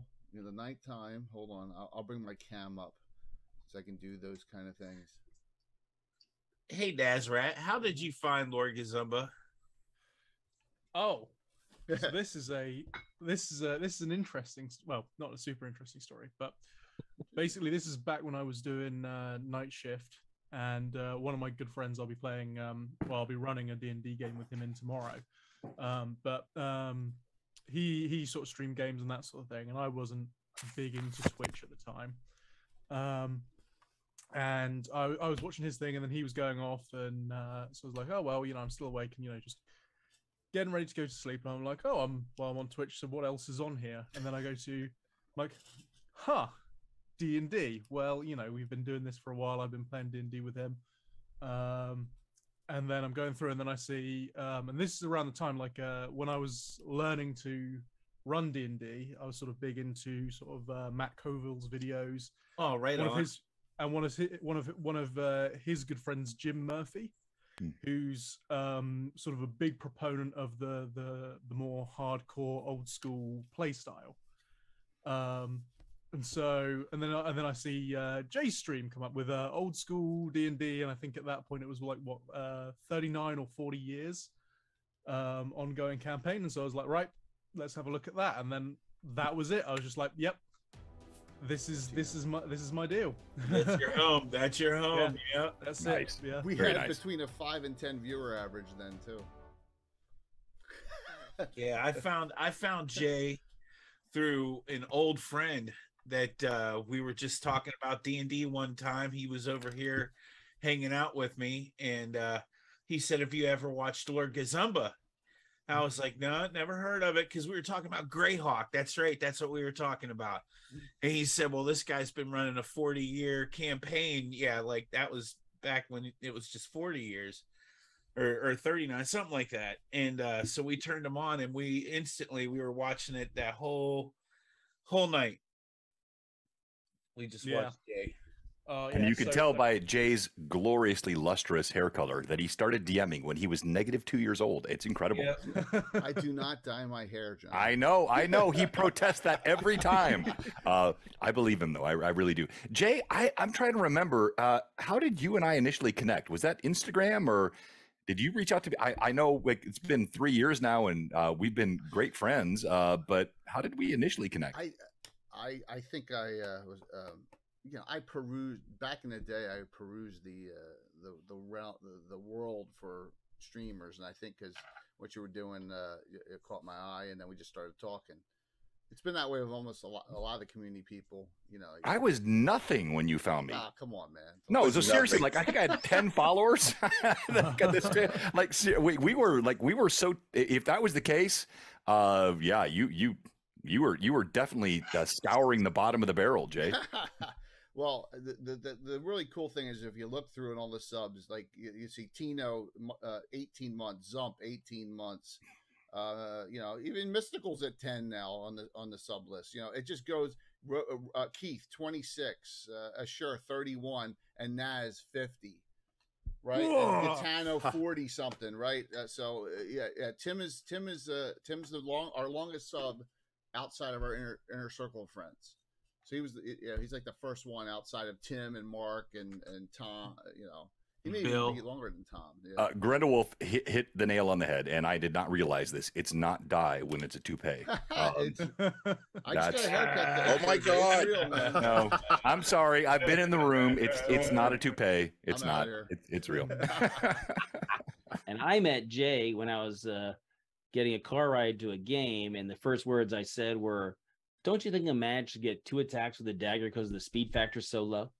Yeah, that was the first freaking thing. First words I said, but it wasn't even, "Hello, how are you?" It was, "We need a call on this rule. What do you think?" I'm like 12, 13, and I look over. I'm like, "Who the hell is this crazy guy?" Yeah. Yeah, but he's your kind of crazy, Jay. Yeah, yes.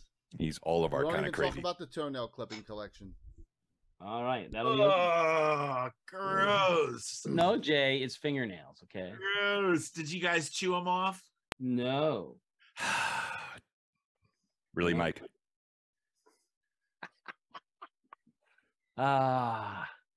Funny. All right, Back to reality.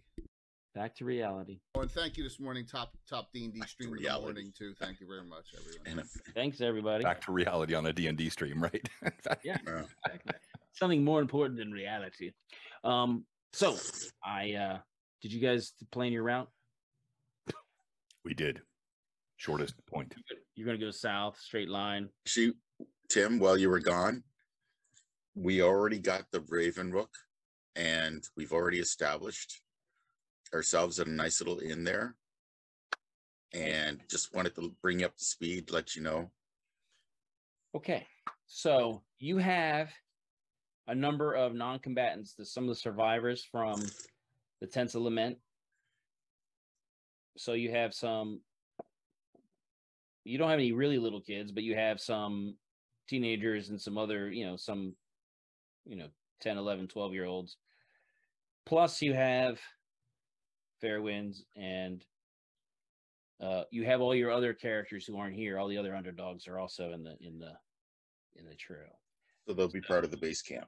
Right. So let's discuss your standard operating procedures for how you're going to travel, because you will be the action people that will handle anything.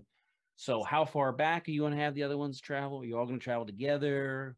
What sort of things are you going to implement? And then we'll go from there, because that impacts what and how you run into stuff. I'll let everyone else sort of respond with their. So typically, Red Fist has been toward the front. In this case, now seeing with the children, he will rein Brandon back, and unless any of the other characters have an objection, he's going to kind of pull to the back of the caravan and be watching the rear guard. Keith Stag usually sticks with Red Fist, so he will do the same. Go to the back and maybe keep like a 10-foot distance between him and Red Fist. All right. Now you're going to be a lot of this will be open area. A lot of the areas is more or less open, so you can expand your distance apart and contract it. I think so. My thought is, and I thank you, Heathstag. I think like we're going to be, let's call it a tenth of a mile, a few hundred feet back from the rear of the larger group, and then Heathstag and I can be separated by a few, dozen feet as we are sort of spreading out. I'm watching perhaps to the right or the left, and he's doing the opposite. Right. And then I give a wink to the other three and say, Death Crow, you lead the vanguard and decide how we protect the innocent. So okay. The advantage there for the guys in the back is that they can secure their back, but they can also see, and certainly open areas, they can see the flanks left and right. So you can see things that may be coming if something tries to approach the group from the flanks. And then you can contract that as visibility is limited. You can contract your distances. That might have been my idea, Tim. Thank you. I like to take the point, that's for sure. And like being at the point, I'll like go forward and contract at different distances, as long as I can see the main body behind me. Mm-hmm. And be able to reach them within a reasonable amount of time, like right. In case there's it may not be a terrible idea to ride ahead a little bit sometimes and before they're in sight, so that if you see something shitty and you need to avoid, you can stop them before they're in the game. I'm like, if Red Fist meant to, like, if that wasn't clear, as much as Heathstag and Red Fist are lagging back, we're encouraging Death Crow and a couple others to be the vanguard, means to be up ahead, so that you can have advance notice. When I say that to keep you guys in sight, I'm talking like, like you guys are about that big in my mirror. Okay, perfect. Yep. Okay. Yep. Yeah, and they'll be able to follow your tracks because horses. I'm pretty happy to support Death Crow in that as well and be up the front as well. All right. So you guys are forming the wedge of death up front. Mhm. Jothy, are you on with that? I'm gonna travel with the main group just because we're spread out a bit and just so there's support there. And then my spells I've switched up. I'm a bit worried about the logistics, so I've got a Forester stew and a couple soup stone, so that I can augment our food supplies with those. Sounds delicious. All right, that sounds like a pretty good plan. You have about whatever food you had on you, that's what you got, and you have the deer. That's where you're at right now. So we're gonna just fast track some of this long travels, all right? Because you have a good expertise, you have a lot of nature affiliated magic, you have a lot of experience traveling in the winter, and you have a cold weather expert with you. I'm not going to have it diminish you, but it will take a toll as you travel further south. So right now, actually, if we can go up to where it says Rovers of the Barrens, Jim.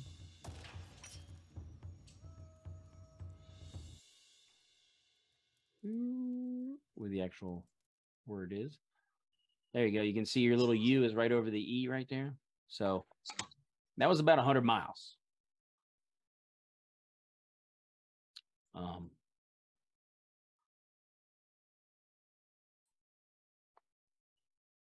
And are you going to have the idea that you're pretty much going to avoid everybody, friend or foe, or you're not even sure who it is? Or you're just going to try to stay away from people as much as possible? Just try and stay away from people. Yeah. Okay. Yeah. All right. Then you can stay along the tree line. The weather is kind of bad. Are you going to hunt along the way if you can? Definitely. Absolutely, yeah. Okay. So you travel in the rain, you travel in the snow.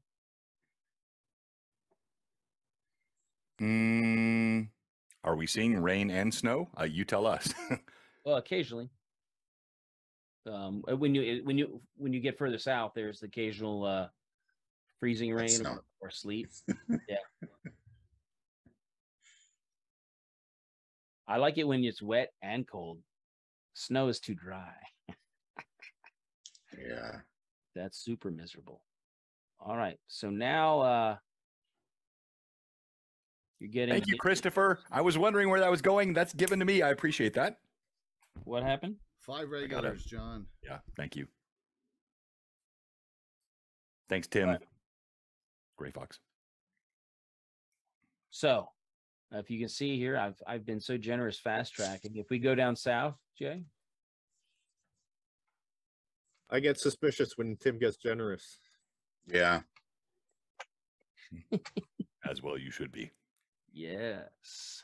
That's Tim's soft spot right there. It's his only soft spot. That's right there. Oh, there we go. So you can see the little brown U right there, little icon. That's where you're at. That has taken you. Let me figure it out. If you travel, yeah, it's taken you over a month to get to here. A month. Wow. Is that too fast? No. Probably more like a year.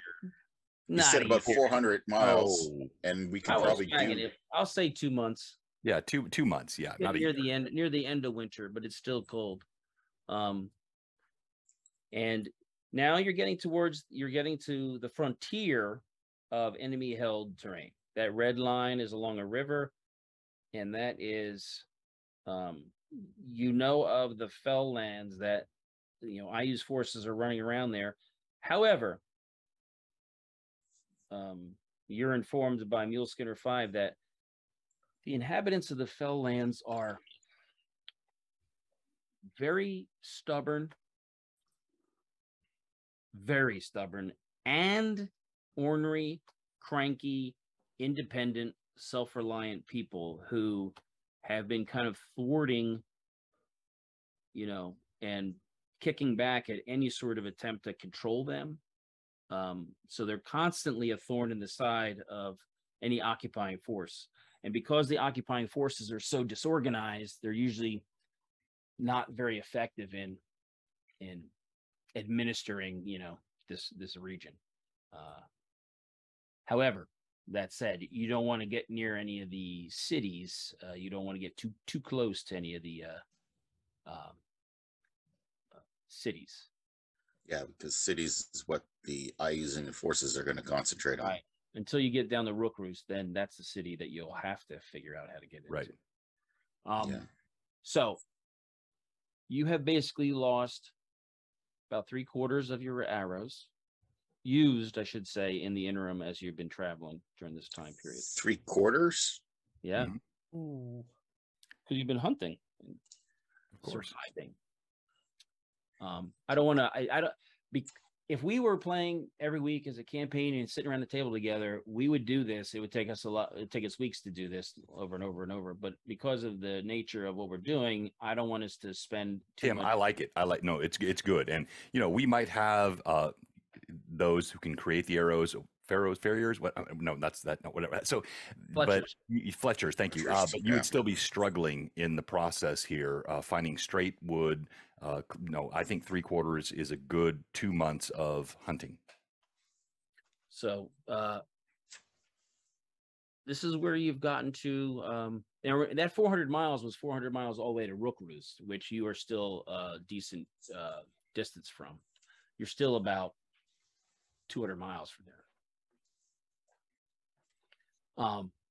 So Mule Skinner 5 is recommending that you go into the woods and then work to cross the river through the wooded area. There's probably going to be some means to cross there, and it'll keep us out of sight from a distance.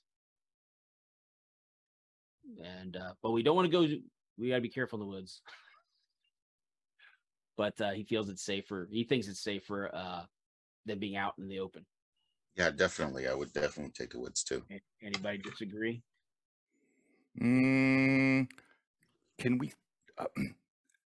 Can we send a scout into the woods? To be careful means to look. Perhaps before we bring all, we send one. If that one need be me, I will go. Sure. No, I'll definitely go in, but I'm taking under consideration of what Tim has explained it there, is that we've already checked that out and that it is an avenue that we can use. So when he says the woods, you have to be careful. It's because the woods provide cover, which is great for us, but it can be great for other people too. Which is the point I'm making. But Red Fist looks at Deathcrow and says, "Who is this Tim you speak of?" The Almighty, ever mysterious. The point that I'm making is, I agree. Let's follow Monkey Boy and go through the woods, but maybe send 1 or 2 folks to see what's in the woods before we take the whole force in. And Mule Skinner 5 says the reason I think the woods are better is because the people in charge of the capital of this region, this horrible witch-like cleric, has a unit of trained griffins and griffin riders that spy for her, and they fly around and do aerial reconnaissance, and the woods are our friend at that point. Say no more. Into the woods. And that's why. So you guys can do all the due diligence you need to. The area has been hunted a little bit, but you can get some small game. And you can find a spot where you can cross without too much difficulty this river. It's a pretty big river, but you can find a place to cross. And we'll go from there. Whether you do a ferry or not doesn't really matter. If there's a fording point, we'll definitely utilize a fording point. Now, after you cross over, you every so often you'll pass what looks like it was maybe a building of some sort, but it's been burnt. Sometimes you see a place that looks like it was burnt, but it's been rebuilt. Mm-hmm. You can see that there's smoke coming out of like a chimney out of the roof of it. And very strange looking upright structure. you come across, as you're moving, you get to the woods, and you get to this edge of something that it looks like a stream bed almost. You can see it's got a bank that goes down. There's some, it's like a ditch on the side of it, but then it's been cleared, like it's like a stream flows through it, but it's just dirt. There's nothing growing on it. Maybe there's a little bit of grass here and there, but it seems there's no trees in it, and it's wide open. You can kind of see there's markings like horses may have passed through it, by on it maybe, but it's very gravelly and muddy in places, and it's got strange depressions that are very, only about that wide and continue in a straight line uninterrupted. Depressions like what? You don't know. It looks like something's pressed down into it and then stayed, but it's smooth. It's weird. It's like it's smooth. It'd be like a cartwheel. Like, is it a wagon? It's a road, which you've never seen before.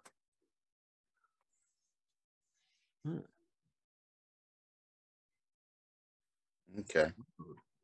The road. Weird. And it looks So like it's a beaten path. Yeah, but it's a beaten path on steroids. So you've seen kind of stuff that's kind of you've seen stuff that's been worn down and it's been worn by traffic and this, that, and the other. This looks like at some point it's been worked for drainage a little bit and way more. And so you were looking at wagon wheel ruts and things like that.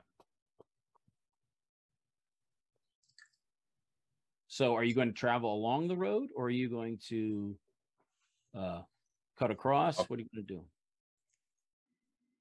We don't have any wagons or anything like that. And I think walking along the road, is it easier? Oh, it's tons easier. Yeah. And how exposed are we to the sky? Not too bad, because the trees are, still overlap the road. Death Crow. Bless you. Bless you, Mike, by the way. Thank you. Patrick, Yeah. Red Fist will walk over before we make this choice and say the easy way is not always the best. Exactly. No, that's what I was. The sky and the elements. You may make the choice, my friend. I'm thinking that the being out on the middle of the road is definitely going to be like an opportunity to say, "Hey, look, fresh meat." The road is so easy, though. It's so smooth. I mean, it's okay. You don't have to dodge. You don't. I don't trust it. The trees are not in the way. Like the words of a southerner. Yeah, I don't trust it. No, I don't trust road or magic. So we'll continue along the wood line. Okay, so you just cross the road. Let's keep to the comfort of the forest. I got you. As you continue moving, you actually you come upon another road, or it's maybe the same road that's kind of switched back on itself, except you hear voices talking, and you smell smoke from something burning. Okay. I'll try and get an eyeball, like tell everybody to, hunker down, and I try and get an eyeball on these voices that are speaking. Okay. All right. You can see through the trees. There's something burning on it looks like you see on the road. There's some items on the road, and that there's some things burning there.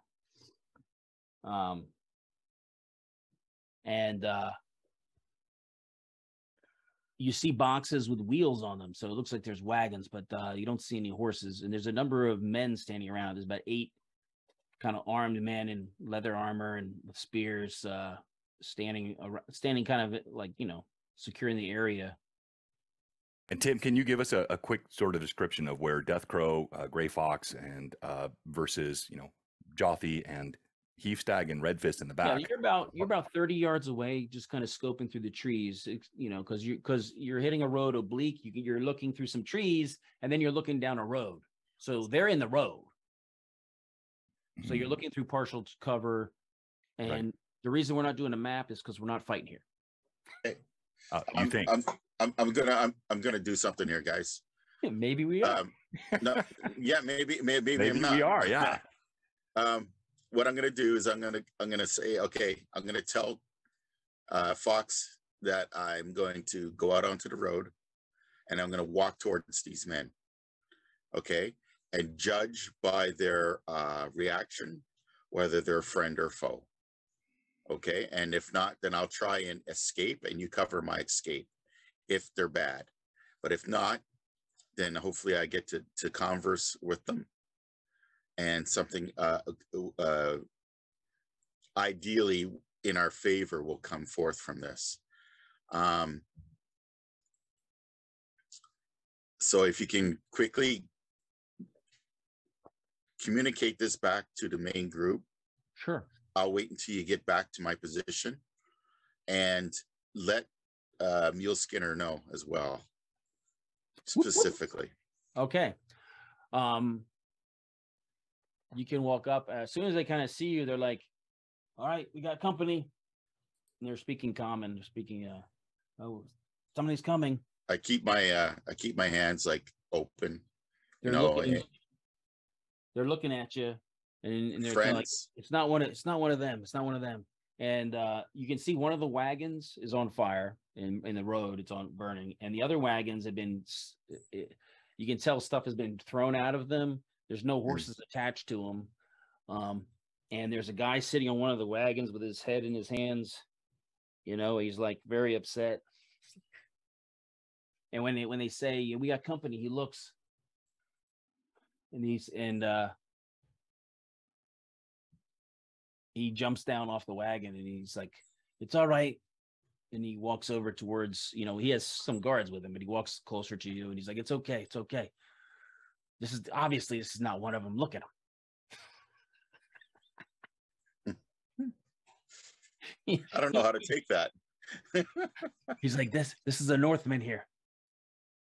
Look at him. And so this guy who's walking over, you can tell he's wearing nice stuff. He's wearing stuff you've never seen before. Like, wow. So do we have a shared language here? You can speak common. Okay. With an accent. I go, we're here on a tasking to go to a southern town. And I have brought friends. And well, we all need friends, don't we?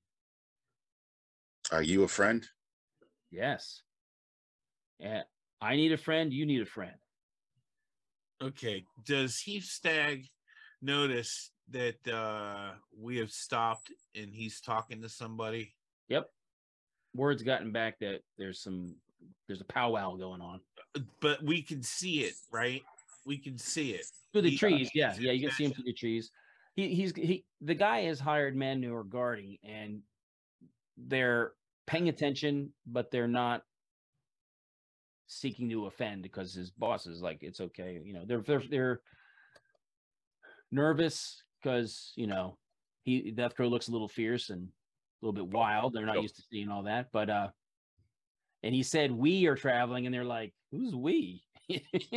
So then they're like looking around, not seeing you. They're like looking around like, So he says, I have need of strong, capable people such as yourselves to help me. I'm in a desperate situation. I will reward you. This is the second time my goods have been stolen by some bandits in the area. They're very fast, and they've taken my daughter. She was traveling with us, and they kidnapped and took her. I'm very, very, he's very upset. You can tell he's like trembling. He's, some of his guys have been killed already, and he was just like, we had no chance against them. So I think Heath Stags, are we all there, or is it still just Death Crow? He's up front. You guys are overwatching him. So, you can, depending on how close you want to creep, you can kind of come out of the woods and come close if you guys all want to Well, I I've want to know gestured if back towards you guys. I've gestured back towards you guys, as then, in, like, I've come with friends. yeah. So I think Heafstag and Red Fist, Jothi, I think all of us would have come forward. What I'm wondering, did I hear him? Did Red Fist hear him say his daughter was taken? Sure.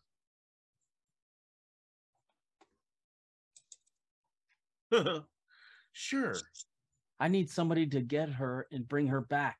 Now, if I can get my goods, that's great. But I want someone to rescue my daughter who's been taken by these bandits. I don't know what I don't know. Watched your daughter taken, and you sit here and whine, simpering, as she was taken from you, and you ask for help from strangers. What manner of man are you?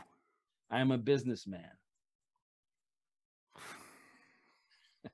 Heafstag goes up to Red Fist and Very strange, right? It's very strange. Puts his hand on his shoulder and says, "Calm, my friend, calm.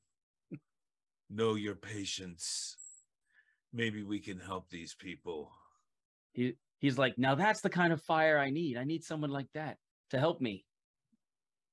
We have been fighting and struggling against the occupiers, and I'm trying to do what I can for my family. I'm not a warrior. I am a businessman, and I have been successful so far. But now this group is totally ruining the opportunity for me to care for my family and take care of her. So Heafstag's hand is the only thing that saves Red Fist. No, I don't. No, I know. Tim, you're fine. You're role playing. Red Fist's hand was on his hatchet, but Heafstag, Red Fist just turns and looks at Deathcrow as though again giving him the lead, realizing that Red Fist skills are not required here. Okay. He's like, there were so many that all of us could be killed if we had fought. If we can come to some sort of an accord, then, to where we are looking for food and shelter. Well, I tell you, I will give you the means that you can procure food and shelter. I will give you 400 pounds in raw silver for return. What good is metal to us? It's we want food and shelter, not metal. The way we do it here in the South is that we trade. There are people very, very with much food, and there's people with other things. Other things are given to those with food, and in return, they give food. I've heard of you people. You lend value into stones and metal pieces. More than daughters. 400 pounds of raw silver for her return. And if you, for every head of each bandit, I will add 20 pounds of raw silver. 20 pounds of raw silver. Heafstag speaks up and says, "This is flippant interesting." No, I don't think this is the moment. He didn't say hardly though. So. No, he did not. I know he didn't. I was just testing the waters. Testing the waters. And he looks at you like, oh, this is not their first language, obviously.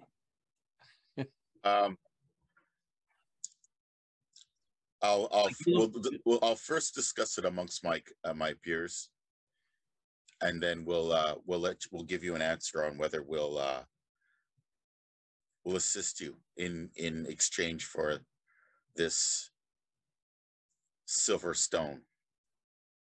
And I'll sort of call everybody back far enough to where we're out of earshot of the of them, and like, okay, like basically back with Mule Skinner 5 and stuff like that. So as you move away, some of his guys come over and start talking to him, and they're like, does anyone want to stay nearby and try to ear hustle?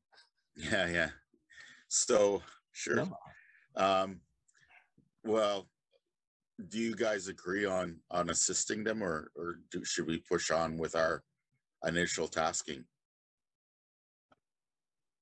Like, how long do you think this will take us away? Well, we are in their lands, and we may have to use their ways to sustain us. So they clearly need men of strength and valor, because it seems like many of these Southerners are soft. So we could do this deed and also maybe get other assistance. They can direct us on how to function in these lands. Wise counsel. Red Fist is disagreeing. Not John. Red Fist. Yeah. He shakes his head, helping the weak, soft, underbellied freaks of the Red South. Fist, this is a moment that we can show them how we, as true men, function. Why show them anything, Deathcrow? They are not worthy of being shown. I have no lesson to teach one who lets his daughter be carried away and begs for the aid of men who are actual men. You show him the lesson of what it is to be a man. I have a way to teach that. And he pulls out his hatchet. No, that is not the way. Not here. These are different customs down here. As Jothi has already presented it to us. The magics, they touch your mind, Deathcrow. Careful of them. I will. But I think it would be, if he cannot secure his daughter, and it is such a passion within us, then let us secure his daughter for him and show him that if you were a man, you would have been able to do this yourself. Red Fist just nods in acquiescence. He's very judgmental. Yeah, oh yeah, he is very judgmental. Are you kidding? These soft-handed Southerners giving us worthless metal for their daughter? Yes, I am super judgmental. Red Fist, not John. Well, when the only tool you have is a hammer, everything looks like a nail, right? So Greyhawk would chime in, mentioning, you may say, I shall soon be like a wyvern without a stinger, for I only have 4 arrows. Aye, and I have only 10. Do the guards have bows and arrows? Well, we can ask them if they have arrows. Yeah. To assist us. And okay, so we'll deal for this silver medal and some arrows to go and fetch this soft man's daughter. And the silver medal will help us get food and shelter for everyone. Right. And we'll need a cart to carry the silver medal, because we won't be able to carry it ourselves. We might be able to on the horses, would we not? Evenly dispersed. It's going to weigh them down, but if we can get it on concentrate in one cart, then it might be easier. But if we're not traveling on the road, then that's more difficult. So it might be better to distribute it on the horses. Mule Skinner 5 says, well, these bandits have to have a hideout somewhere. Yes, and exactly. And they may have a resource there for moving such. I had a whole career where I just showed up and took people's stuff like that in my younger days. Heath Stag, are you in agreement with this? Stag looks down at the ground and kind of has his head low, and he says, this is the question. Do we help these people and go on our current mission, or do we help this gentleman retrieve his family? This is the question. We have a contact that we need to meet. Helping these people risks us missing our contact. Well, How do you feel of this? If we can't help our own, we and weren't given fail a timeline though on that. It was more of a sign of when we would show, then we would present that sign at the well with the crow feather. So I think we have some time on our side. I must distract. If you look at Tim right now, oh, Tim, you moved. What? That you had that hair, your dog. It looked like it was your arm coming out of your sleeve. the right arm. It does. Sorry, go ahead. Right. My bugbear heritage. Yeah. So yeah, you know, if we don't all agree on this, then we carry on. But I think this is an opportunity to make good with these people now that we are here. Maybe this will follow through and become the voice of the land, that we help them. And the merchant might be able to help us with supplies of weapons if he's a businessman. Maybe he can help supply the tribe, and get us access to the supplies we desperately need. And possibly teach us on how these Southerners care for their daughters. No, these Southerners live. The way these Southerners Red Fist just walks away. Yeah.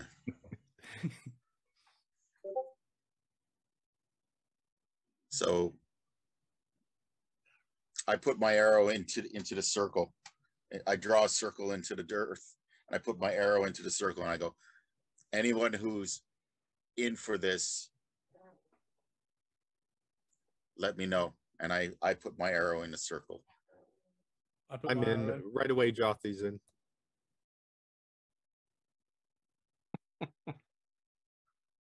It puts a sling stone in the circle. Gray Fox? I'm in, yeah.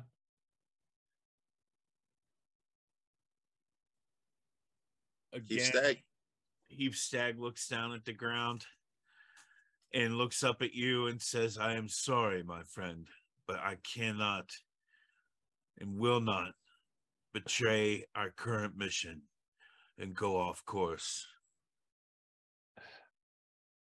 Okay. I respect that.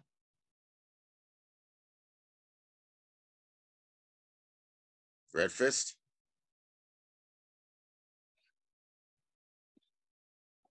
Red Fist turns, and with a deliberate slowness, he pulls his half bow. And the arrow lands right at the merchant's feet, dug into the ground this far from his toe. Well, he's not even near with you. Yeah. I know. No, I know. Well, I'm firing where the arrow was at, right? He was putting all the arrows in a circle. I'm firing away from the circle at the merchant's foot. Roll the hit. I'm not trying to hit. Oh, so oh yeah, I get you. Yeah, right. So 8 on the die. I might have fumbled and killed him. Not my intent. You missed where you meant to hit, so roll again. All right. 12 on the die. Uh-oh. Oh, roll 1d6. 3 on the die. Ow! And they all form like a wall of spears pointed towards you guys and run away. Like, what are you? I believe diplomatic relations have broken down.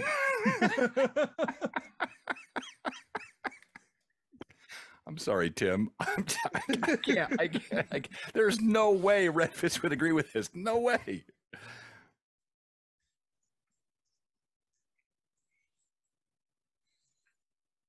What do you guys do? They all kind of ran away. Everyone else is looking like, what? Okay. Pick up my arrow. Put it back in my sheath. Gothy's like, well, Red Fist is back out again. Red Fist like raises his hand like, I had no intent to hit anyone. Yeah, We cannot- sure. You can hear the merchant say, "Are you stupid or something?" Roll for initiative. No. Well, they're no. they're all back, hunkering back behind the wagons, wondering what the heck. No, we came in peace. Let us leave in peace. You have your answer now.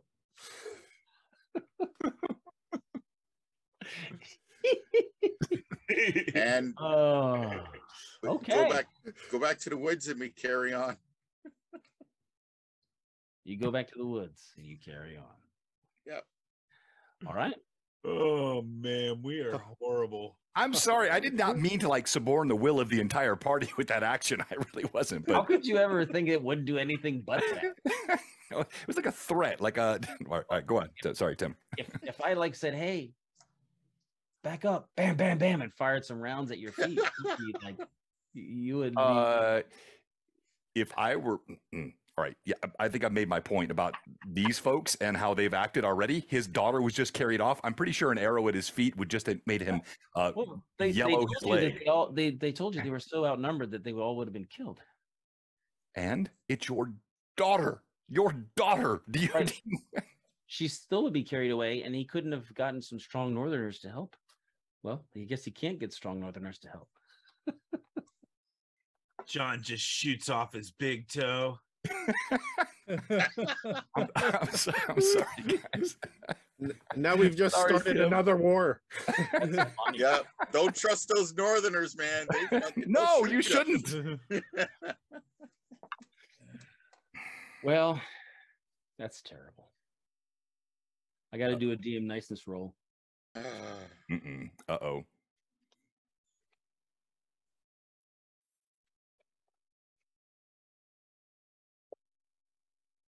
Man, the coffee this morning. Holy cow. Mm. It is attacking my bladder. Good reminder. Coffee. Okay. So they're stuck. They have wagons and they don't have horses, but they're like too afraid to move now since you shot at them. You guys just going to do a fade away? Yeah. We'll just fade away. Nice meeting you. Hey, John, mark off your arrow. All right, got it. Oh, that was good. Yeah, I would not try to retrieve it from one of these Southerners' calves. That would be like bad form. It hit his foot. And he's like, as if life wasn't hard enough already. So, you go back into the woods, and it's pretty dense, and you're bouncing into this road again. So you're going to try to just kind of skirt to the west of the road. If we have to cross it to go more into a southerly direction, do we do so? Just do it. I'll check it out. All right. So you're kind of getting back to the group because you've been away for a few minutes, and you're watching whatever, and you start you're counting up your people. You see there's a couple people missing. Couple people missing. Yeah. What do you mean a couple? They were foraging. They started foraging, just looking for food and other things, while they're waiting for you guys. So maybe they're foraging.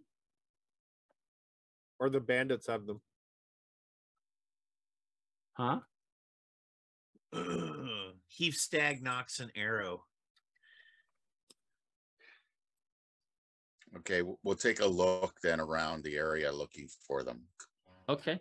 Yeah, you find their footprints, and they were just going up, looking, picking. There's some berries you can see where they were like looking around, scraping some bark off some trees to see if there's anything underneath to get. And then you see there actually looks like their prints cross another set of prints. that was your DM niceness roll failed.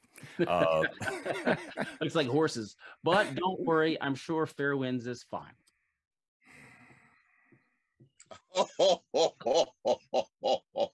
She's very good at foraging, so I'm pretty sure she's okay. Karma. Oh, there's the crux. What man lets his wife be taken? Yeah. Wait, my wife's name is Wind Singer. So Oh, Wind Singer. Yeah, per yeah. my email, you have sent someone else off. It is not my wife. Wind Singer. I misspoke. Yes, it was Fair Winds is her mother. Yes. All right. So you're suggesting, I want to be clear, and I'll play along. You're suggesting that Red Fist allowed his wife to forage. No, you were busy. That sounds bad. Not allowed. Okay. And now I'm in trouble. I don't mean. You were busy. You were busy up front, and you were talking, and you guys were speaking. And while you're sitting there waiting and reconning and spying and looking, idle hands. So you got to like do something. So people started foraging, looking around, whatever, and she was foraging, and one of the other, one of the other kids. So, and Can we send Death Crow back to be like, sorry, gentlemen, an arrow for me is how we say it. No. Red Fist is now red-faced. You see the color move up. The hatchets come out, and he says, the gloves. She had the gloves of Southerners, always too kind to their ways. He grabs his steed. Let's go, Brandon. Well, your steed is still full of. I guess you are. You're riding. Oh yeah. So, okay. Yeah. So you guys can go follow back, whatever, and you see that on the side of the road there looks like there are two guys that have been sitting there. You can tell by the print in the snow they were like watching the area. You also see that they kind of hid tracks on the side of the road, but when you get into the woods, you can see a lot of horses pass through this way. A lot of horses passed a trail that these guys were kind of watching over. And this is the trail that intersected with I'll follow it. I've got a very good chance on you can't miss all the horses. Yeah, I know. But I mean any attempt to try and cover it up or anything like that. My tracking outdoors is 75% plus 2% per level. All right. You're following it. Dun, dun, dun, dun, dun, dun. And it looks like plus 2% per person in a group. My correction. Right. There was a lot of horses. So it looks like when you do a quick look at all that, it looks like whoever did this attack on these guys rode up on horseback, dismounted, set up their ambush, did their ambush, took their horses also, and then returned to their horses and left with all their stuff loaded the horses up with stuff, and they all. Am I able to determine how many? Probably a little bit more than a dozen. Okay. More than a dozen. I mean, you don't want to waste too much time, right? Nope. So you're following the trail. Yep. And it goes for bow in hand. It goes for quite a ways.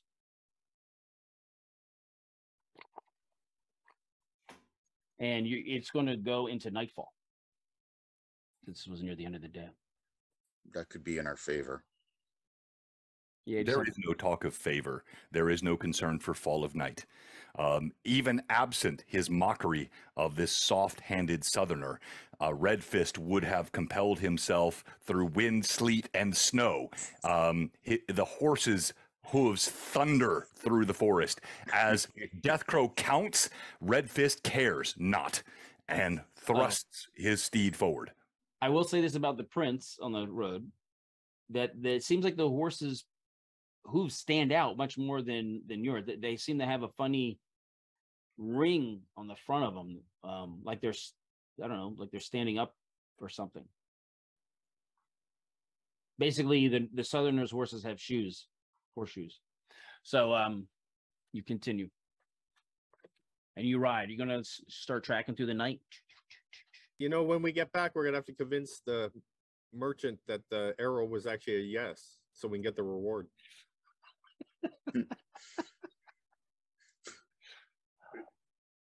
Hostage. We'll cross that. So many things I want to say I cannot say right now on stream. I'm going to send it to you, Tim, on a separate Discord message, but I can't say it on stream. Terrible. That's terrible. All right, so you go through the night, and then it does go deeper and deeper into the woods. And it gets a little bit more hilly and mountainy. You do hear like wolves in the distance and things like that, but you guys aren't interested or concerned overly about that because they're you're a pretty big group. The forest kind of thins out a bit, and then you part of this where you're following hits a trail. It's obviously a trail that's been used many times, and so that's where these prints are continuing on this trail. Many horse tracks up and down the trail both ways, and you hit a point where you kind of come to a clear. Oh, hold on. Let me see what John said. That's between you and me, Tim. This is what I was talking about. That's between you and me. You're not slapping Monkey Boy around here, are you? No. No. So you get to a clearing, and it's overlooking a lake with like a large bluff. And now we're going to go to a new map. Roll for initiative. No, we want to get surprised. Then we roll for initiative. Jay, we're going to area map, if you please, sir. I gotta get another. I gotta switch out this D20 I got because it sucks. Oh man, these Titan dice. Let me tell you, if anybody has the means to get a set of Titan dice, I would do it because they roll like champions. So again, I'm using the map that came with this adventure, and it's pretty decent enough. You see the contour lines. Contour lines are 10-yard intervals. That's the contour interval. You can see the hash marks. The hash marks are areas that are more heavily wooded and forested. The rest of it is very lightly wooded. Okay, so that's why you can kind of see the lay of the land here. You see the you're at the edge of the tree line, and you can see ahead the trail crosses a stream, goes up over a rise, and then you see that bluff that it's a cliff-like on facing you. See how the contour lines get closer and closer together? Mm-hmm. That's a bad sign. That means it's very steep right there. What is the weather currently, Tim? It is chilly, cold and chilly. But is it calm, or is there like maybe a storm, like winds or anything? Or... What do you want? Well, I'm seeing if there's conditions for call lightning. All right. Well, here I'll do a weather roll here. Well, there's always conditions for call lightning, isn't there? No, the weather has to be kind of favorable. Mike can instantly create the conditions for that. Yep. Oh, okay. All right. Okay. It looks like that there is, red in the morning. Sailors take warning. It looks like there is something blowing in. So It looks like it'll be quite favorable for you because there are some clouds coming in. Okay, so given some time, I can prepare to call lightning down on our foes. All right. Now on this map, every square is 100 yards. As you're looking at it. Okay. 100 yards? Yeah. So you're looking down into a big open vale. Wow. Lake in the middle, and there's a high ground here. And you can kind of see that trail in the distance, how it goes right up along the cliff and just kind of ends. Weird. There is a forested area around the side there. Maybe we could see if we could sneak up through there and get closer. Yeah. I like that idea too. So you're going to skirt around through the woods? Yes, because if we use the initial path, we're going to end up like they undoubtedly they'll have like a sentinel who will be able to warn them if there's anybody coming, stuff like that. So if we stay to cover, we got a better chance on I think surprise will be on our best Yeah. our best approach on this, since there are greater numbers. Yeah. Mule Skinner has recommended and peeled off the your baggage and taken them a little bit south of the road into the woods to set up a camp, because they're not mobile, they can't keep up. They're spent entirely, and Mhm. we left them away from the trail, so if anything comes along, they won't know that they're there. Okay, cool. So yeah, if you guys are game for it, we'll move up along the wood line around the top and approach the trail from the opposite end. Approach it from the north to the south. So are you going to go around the southern part and come up? Like, if you look at the map, Yeah. using the left-hand side of the map, Yeah. Along the denser wood line, Yeah. we'll come up along that way, Like that?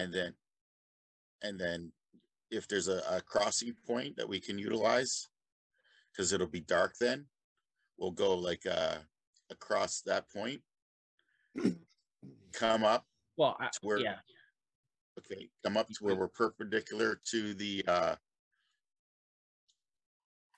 yeah, and then we'll go up in behind, we'll go east, exactly, go east, and then head south along the broader perspective, not the narrower, so that it's an easier climb. Exactly. And then go west, southwest there, yeah, to where we can get eyes on the roadway. Okay, is that what you want to do? That's what I'm looking at, yeah. Are you going mounted or dismounted? Dismounted. Okay. That's a good trek. That'll probably take you about 2 hours, 3 hours if you go carefully. Yeah.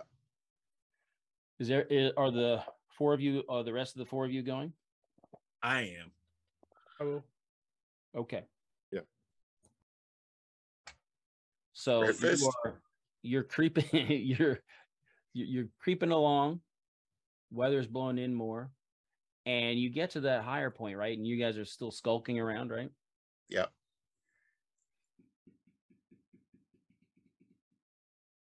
I will say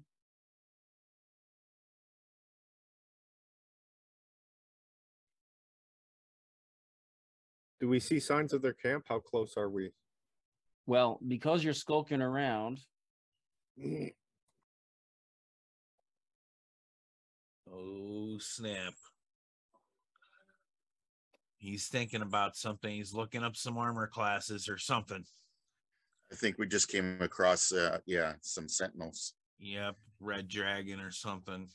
No, some bandits that are there's two red marks. Do you see them on the hilltop? Yeah, Right. Yes. There are two. There's a guy at each of those locations. He's not being extra careful. They're both looking across the vale, looking back out along the trail. So the guy that's southernmost is looking south and west, and the other guy is looking like westward and southwestward. Because those are, that's where the road is. Heap stag knocks an arrow. So good call.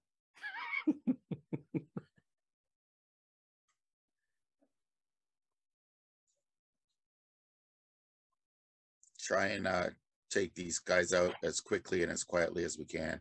Okay. All You right. also, yeah, as you get to, you're now at the summit of the hill.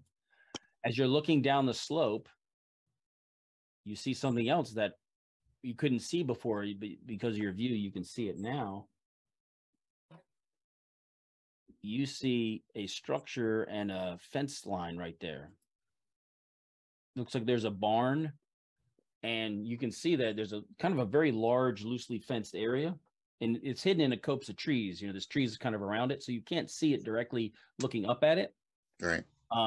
With horses. How far away is it? Well, each square is 100 yards. Okay.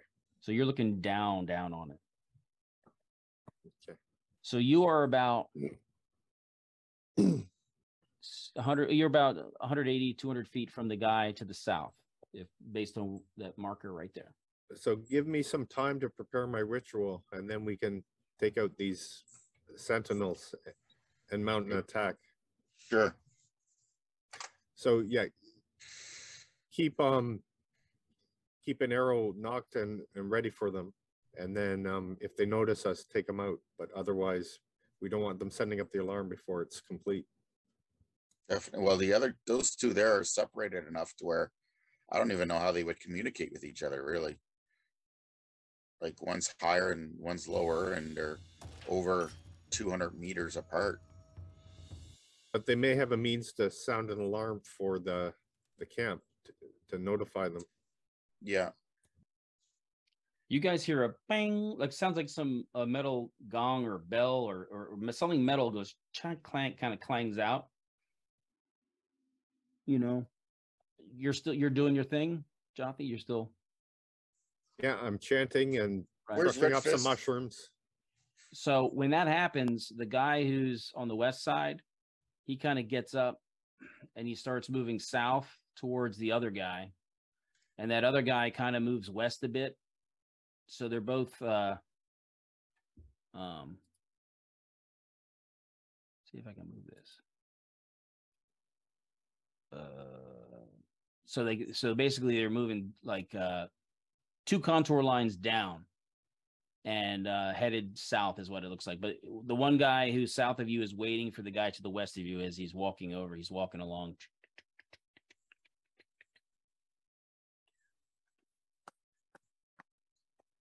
Where's Red Fist? So Tim, well, Red Fist is still really struggling with the word skulking, which was applied to him 3 times. But Tim, did you already professionally recon? All right, that's much better. So did you say we can see the main force? Are they around this barn structure, or no? You see horses, and there's a barn there. But the guy who was on guard duty isn't going towards the barn. He actually went due west, and he's kind of waiting 2 contour lines down for the other guy to come down. Right, I see that. And we see nothing else because we've got a good high spot here. Right, you do. Yeah, nothing else. So nothing on either. No. Weird. Red Fist ignores the sentinels, breaks off from the group, slides 200 yards to the east, going down the side of the slope, and starts to circle around, caring nothing for what anyone else is doing.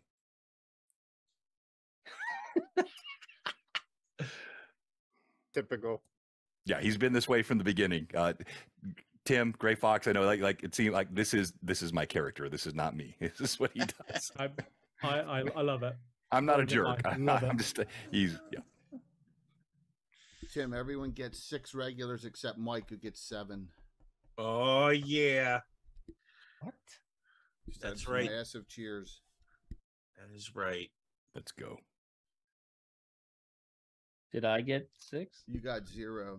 You got nothing. You got nothing. You got the bookkeeper. You got nothing. Tell him, Jay. Well, you should give everyone a running total. Gray Fox, you got 9. Death Crow, 25. Red Fist, 12. Eve Stag, 16. Jothy, 14. Me, only 8. And that is the running turtle. That's the running turtle. Now I'm trying to add something here, and I can't see. So how many rounds into my chanting did I get before Red Fist went Red Fist? I'm gonna say you're about 3/4 of your way through. So you only got like 2 minutes left. And Red Fist is to use Tim's phrase, he's skulking. You know, he's moving quickly around the outside. He went down the slope, but he is not fully engaging the enemy. He's how many contour lines down do you go? As I said, I went 200 to 300 yards. So let's call it 2 to 3 contour lines. Enough where I am well below the slope of the barn. So I can't click your map here, but I'm not Redfist is not dumb. He can look up. If he can see, he knows they can see him. So he runs down the eastern side of the hill far enough where the barn and the sentries are out of sight, and then he starts to circle around from the south. Oh, there we go. I was trying to figure out how to add the. I'm going to have to.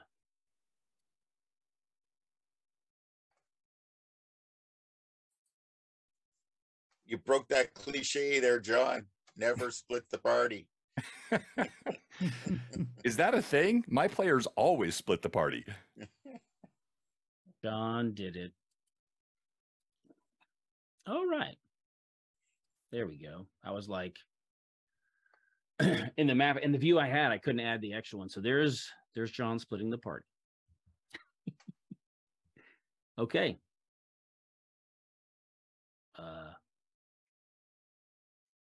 I'm going to remove those two guys. I guess I gotta put them on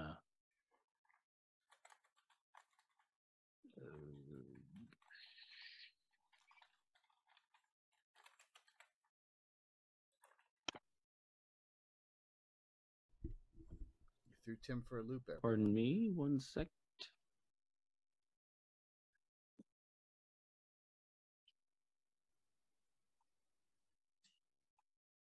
We are 2 seconds. 2 seconds. 2 seconds. So there's the where the bandits are going. You can see the B there. Okay. All right. And again, I'll put the I took off the Hey Tim, a question. When's your barn, hard stop? but I will put it back. What time's your hard So, stop? Barn and the corral are right here. Tim, what time's your hard stop? Okay. So you have 2 minutes. That takes a little bit to scramble down there because each one of those is 10 yards, each contour interval. He's moving around. And Red's Fist, your plan is to move south at that same level. I'm circling around the flank. Like that? Heath Stag. Yep, exactly. Heath Stag stays at the highest ground, but wants to be able to keep at least one of the bandits in his crosshairs. Okay. Yeah, so once they get together, they begin walking south on their line here. Okay, at this point, Jothi, you've completed your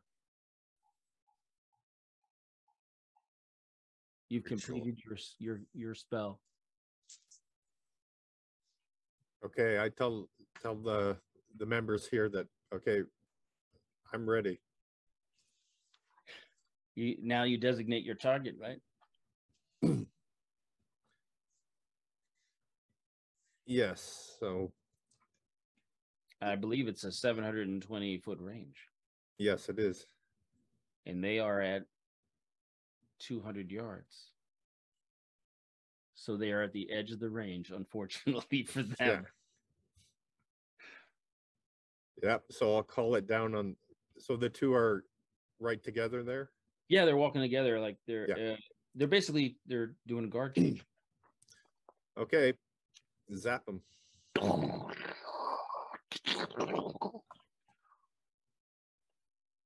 Roll the damage. Okay, so 2d8 plus 1 die per level, so that's 6. Oh my gosh. Nice. Oh, crispy critters.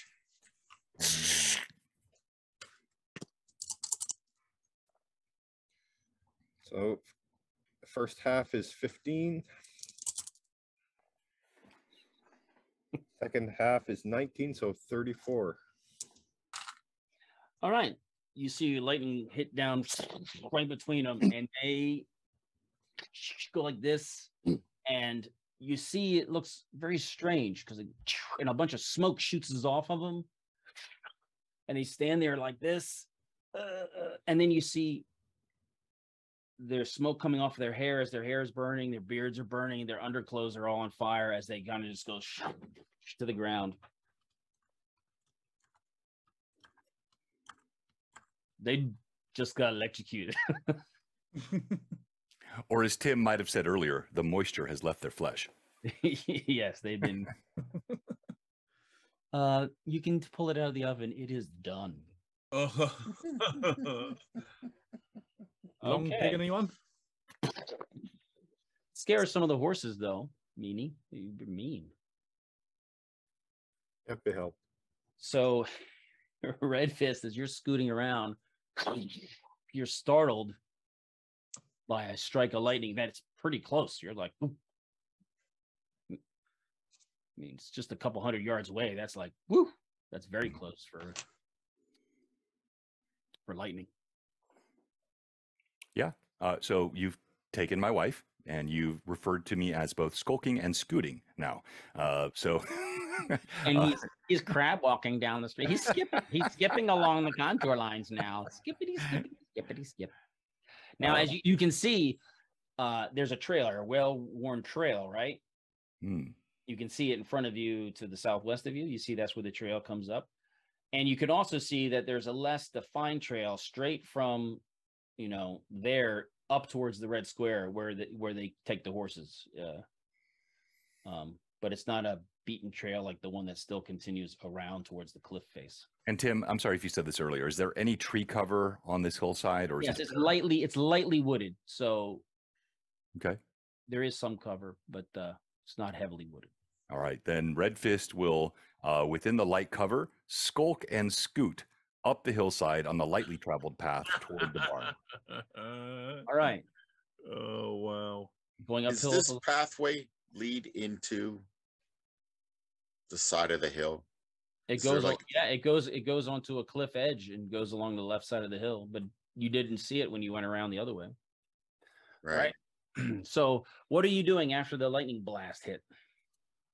Oh, wait a few minutes because I'm sure that'll draw some attention.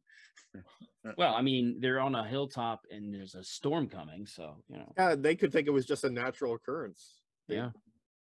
It hasn't given us away necessarily. You will see as the morning goes on, there is a little bit of smoke coming out of the chimney that's in the barn. Okay. So if you draw them out in a little bit, I'll have another strike I can do. Okay. Good luck with waiting. All right. So yeah, Red Fist may yeah. precipitate So things. you go ahead, start preparing.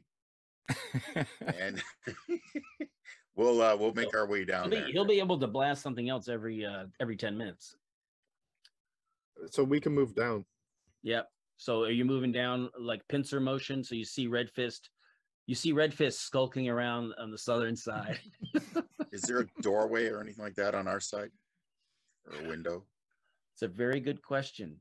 If we can time it so that my next bolt is almost ready before we go in. But again, maybe contingent on what Red Fist is doing. Okay. Jay, could we have barn map 1? Barn map 1. We have to clear several of these barns. So it's deadlier than the last. It's kind of in the fence line. It's inside the fence line, so the horses can move around all around it. The area's picked fairly cleanly, but the horses still have some stuff to munch on. I have pre-positioned your little things right here. So, Red Fist, you will be coming from the southern side. Mm-hmm. And is that, yeah. The other fellas are, I just moved them and now I don't know where they went. Against the barn. We're seeing them all on the screen. They're right on they're right there. You can see them all? Uh-huh. Yeah, we're against the barn. Yeah, you pulled me away, but I can see the other 4. Oh, there they are. There you go. You know what it is when I was trying to cross when you try to cross an area that's obscured. You have to hold shift to drag it across. Yeah. Otherwise I have to go around. There we go. Okay. So you guys are coming from the north. Red Fist is down south. You may have seen him before he got too close to the barn. And there you go. How are you going to basically try to count the horses, or how long are you going to just kind of see if there's anyone amongst the horses, Red Fist? What's your plan thus far? Well, I guess as I am sneaking from the south on this less traveled path and darting with great surveillance, neither scurrying nor scramming, Skulking. No, there's no skulking. There's none of the things these Southerners do. What do I see as I come up here to the south of the barn? Guards. I don't refer to them as sentinels. I don't know what that word means. Guards and other, like, what is around? You can see that there's evidence of recent activity of a human. Mainly, you see some pee against the corner of the barn on the outside, like somebody came out and took a leak. There seems to be a spot where they kind of do that, and so based on the quantity of urine, you're going to estimate there's probably like 5 or 6 people in there. Wow, that's a lot of pee. If there's one thing he knows, that's a lot of accuracy on urine count by Red Fist. Red Fist has made a lot of people pee themselves. He has a good notion of how much urine is available. So all right, it's like Greyhawk again. Yeah, exactly. Now, before I say what I'm going to do, I do need someone on the Twitch stream to go back and grab the clip of Tim going like this, and that needs to become a meme. We need that. Red Fist is going to move to the south. Big, massive teeth. That's animated emote. Tim loves a good skitter. Exactly. Yes. Skulker. Skulking and skulking. Yes. There's a bunch of horses out here. There's a lot of horses. All right. No. Do I see any signs of the Southerners, prisoners of my wife who has been taken? No.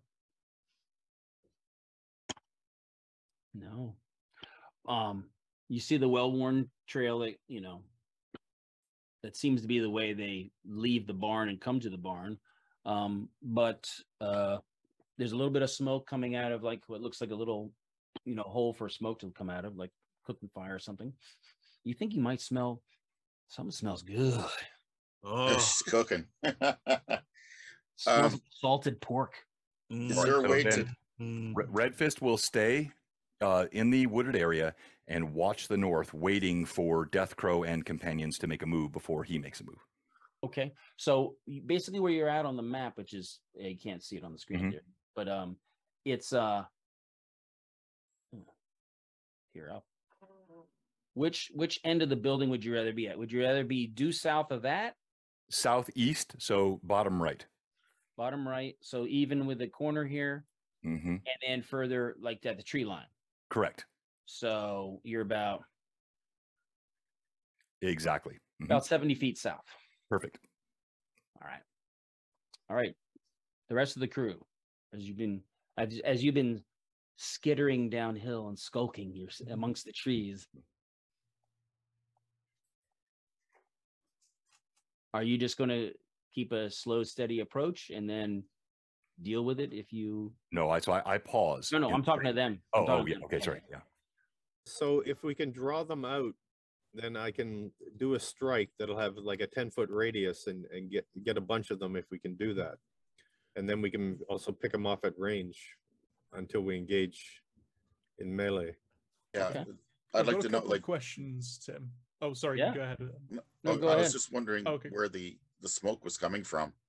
Like maybe just take something to plug it up so that smoke will go inside. Well, it's not super airtight. So right at the top of the eaves, when the roof is peaked, right at the top, the smoke's coming out. Okay. So But, there's no chimney. How tall is this barn roughly? At least 100 feet. That's about 3,600 feet or so. No, it's it looks like it has a loft in it, so it's about 25 feet. Okay. And the other thing is, does it look like something I'd be able to climb on top of to keep with the tradition of when I wasn't here? It looks like it's pretty smooth on the sides. It looks like it'd be a little bit difficult to climb. I'm not sure. Yeah, I don't think you have any special climbing ability, so it would be very difficult to get up there. Yeah, okay. We just want to bang on the walls and see who comes out. So you can see there where there's a slight opening, right in the middle of the west wall. There is a door there. There's 2 large doors there. Mm-hmm. So. Is there a smaller entrance, like a single door? Nope.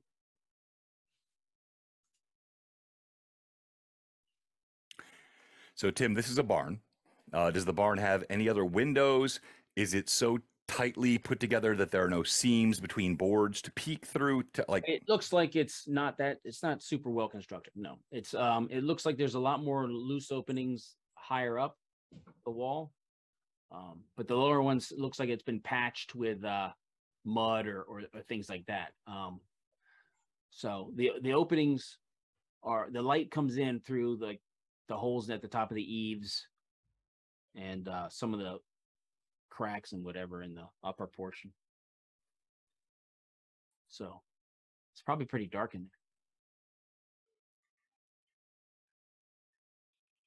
What do you do?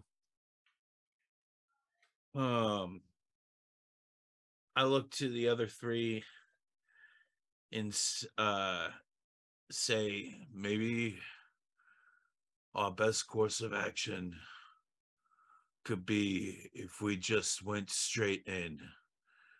They wouldn't expect that. Kick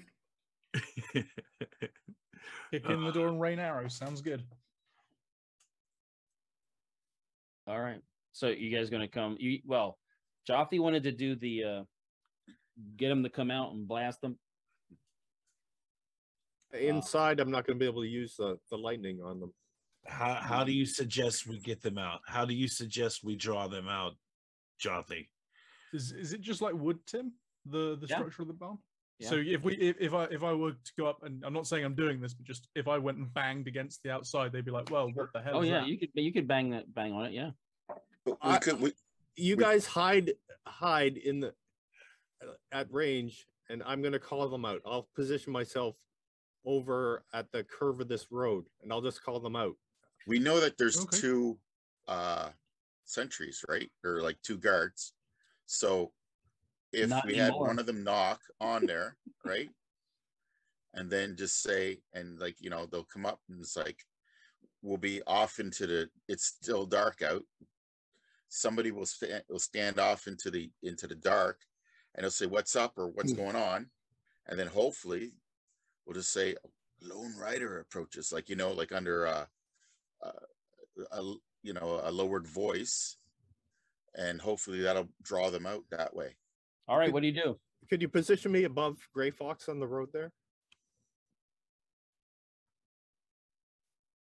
Yeah, just up on the road or on the trail. And then I'm going to call out, "Hail, I'm lost. Is anyone in there?" Oh, shit. Okay. As Jothi does this, I have one question for you, Tim. Where Red Fist is standing, is there a tree? What is the closest tree on the southern or eastern side of the barn, and how tall is it? Well, there's no trees within that distance right there. Each of these squares is 10 feet. Okay, I can see the square. All right, got it. So how far is the... You are at the trees 70 feet away. 70 feet away. Yeah, so you could close to get to the edge of the wall near Death Fist, and you could probably get to the southern wall on the eastern side of the barn in one round if you wanted. Death Fist or Red Fist? Yeah, I knew what he meant. He meant Death Crow. we are so like-minded, Patrick. He just put us together. I just use signaling. Get near him. No, I'm just kidding. Have his masterwork hand axe and just wait to see how they react to Jothi's voice. Okay. Masterwork spear would have came in real good right now. Oh, that spear, yeah. That was useful though. Like, yeah. So the doors open, and a guy comes out, and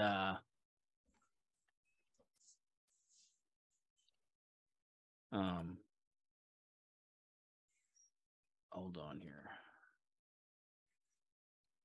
And another guy comes out. And also, let me adjust what you can see now that they've opened the door.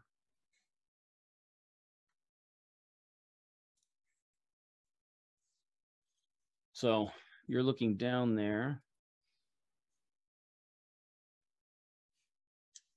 Something I wanted to do too, Tim, prior is put my war paint on. Oh, you had time during his 10-minute incantation. So, all right, you're painted up. It's regular war paint, right? Yeah, it's all right. It's something new though that I wanted to do is like it's going to be red. It's red and black that I mix together, and it's going to come across like a crow's wings and a peak down here. Nice. So those two guys are sitting on some crates. On the floor on the front of the crates is a small fire, a little cooking fire. These two guys come out and say, "Hey, you're lost. Well, come on in and have some breakfast." You notice, Jothy, that it looks like their hands are kind of behind their backs or to the side. They're blading themselves a little bit, so you can't see what's in their hand. Now, come on in. Well, my cart is stuck. Could you get a few people out to give me a hand? Well, you got to talk to the boss first. Yeah, I've got this silver loaded up on it. I've got to like get it to town. Yeah, well, that's fine. He's right in here. You can have some breakfast, and we'll talk about how to get your cart. Well, no, I'm worried that someone's going to take it, so I don't want to leave it too long. All right, well, we better get moving then. Let's talk to him and get it settled. I can't just leave the barn, you know. They're trying to get you in the barn. Tim's making it hard for us. Okay, I'm going to blast them. No. Yes. Oh, I'll get in the barn. All right, roll the damage. Good. That's for two of them at the front door, right? Two of the front door. That could be seen. If there's any others that are not seen, that they'll be affected too, right? So well, within 10-foot radius. First half is 11, and then 24. 24 total. Again, similarly, on all their hair and everything catches on fire and they just drop. And you hear these two are like, "Holy shit!"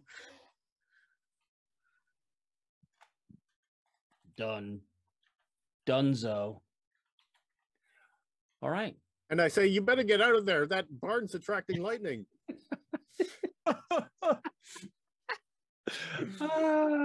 All right, Red Fist, what do you do when you see a lightning strike? And I see Death Crow on that southeastern corner, correct? Yeah, southwestern corner. Yeah. Yeah, southwestern. I'm sorry. Yeah. So I'm gonna break out in a sprint, and head toward where Death Crow is on that southwestern corner. All right. If you sprint this whole round, you can end up right here. Okay. All right. Jothy, you can see there's a guy in there. I put you up by this because you guys were hiding, ready to ambush him. You can't, well, you can see in, but you can't see that's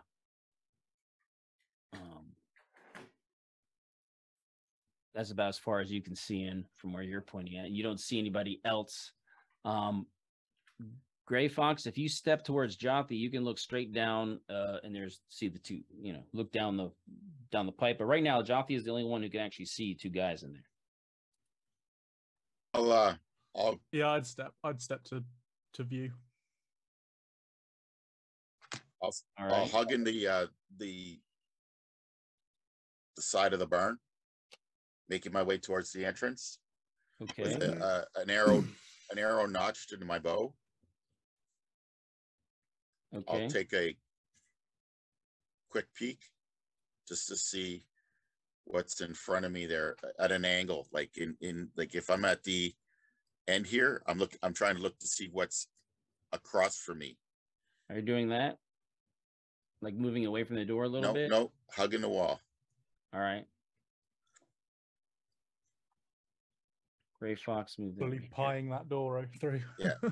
So Gray Fox moved. He can move up to 20 feet and still have an action. So you can move and then you can take a shot if you want, because you can see there's 4 guys coming in here like looking like, what the heck?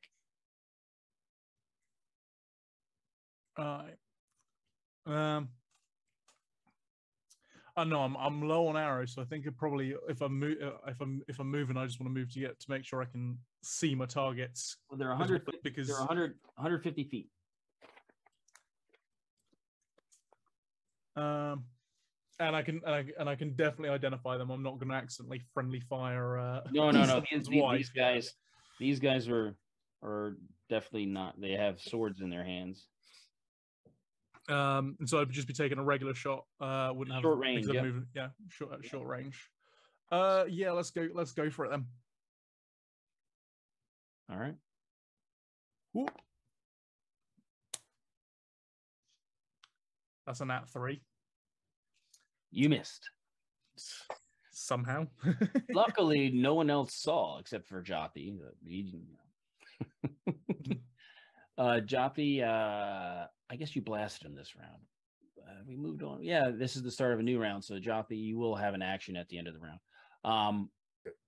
Death Crow, you're peeking around, arrow knocked. You see 4 guys moving towards the open door. Using the side door there then as cover. I'll shoot at the lead. They're the closest is 60 feet. 60 feet. Yeah. How big is this burn? It's pretty big. It had to supply 42 horses.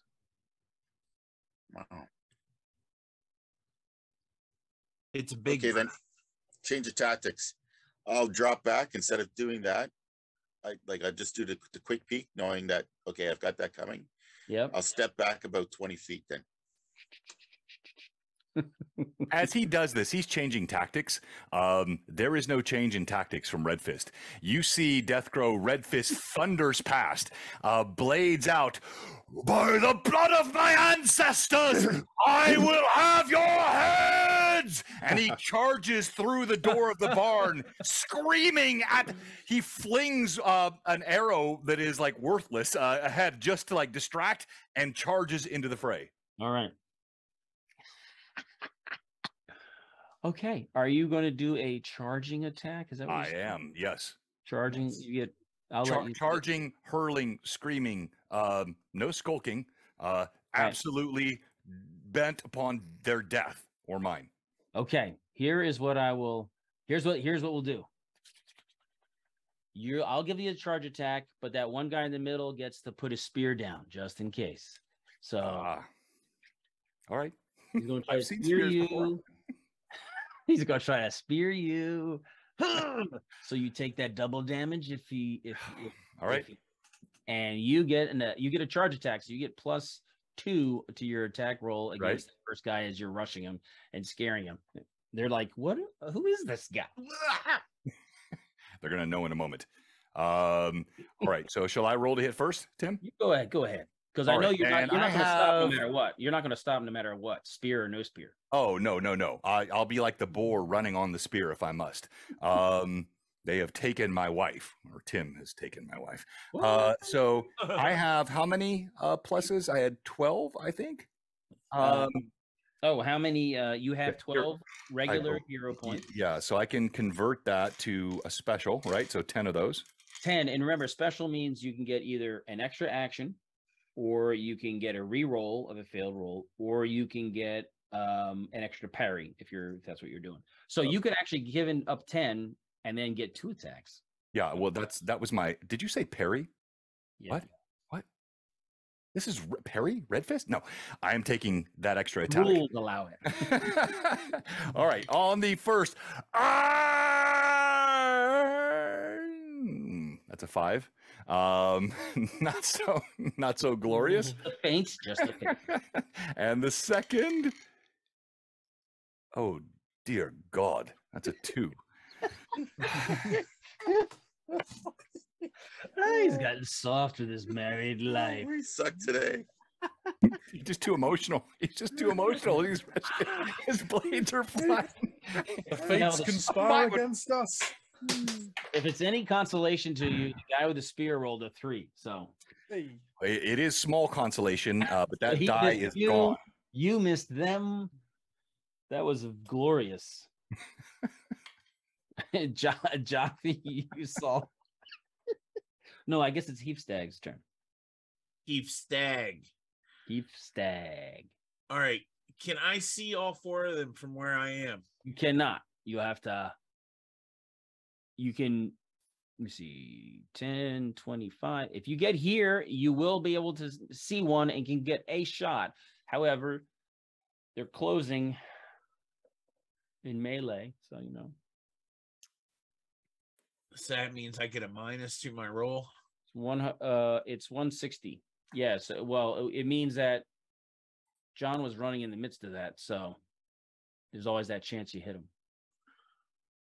They're 160, so that puts them at medium range for you. And I can only see one from where I am right now? You have a clean shot. The one that's the southernmost, as you're looking kind of northerly through. Well, you can see them all, but I assumed you would shoot the one most open and not covered by red fist. Yes, I am aiming for the one that's most open, and everybody that's near me just sees me reach into my back of my quiver. You can aim for role play, but you're not going to get the aim bonus because you move 25 feet to get the shot. No, I'm not trying to aim. Okay, all right. I pull out an arrow that has a glass tip on it, a glass arrowhead. And Heapstag pulls back, and as he pulls back, you can see an electric charge build up in the arrow as he pulls back. And he kind of looks over at whoever's standing next to him and winks at them and lets loose. Oh no. Oh, I just got a natural 20. Hey. That is sickening. Nat 20, baby. Oh, which arrow was that? A shock arrow, which is going to create chain lightning when it hits its target. Yeah, but you see, Red Fist. He could be caught. Red Fist could get hit by it, but that's fine. You did a crit. Let's see what the arrow crit is. That's exciting. Oh. So it's going to do arrow damage, and then it's going to do chain lightning damage. It's 46 chain lightning damage. 46 is shot him in the leg, double damage.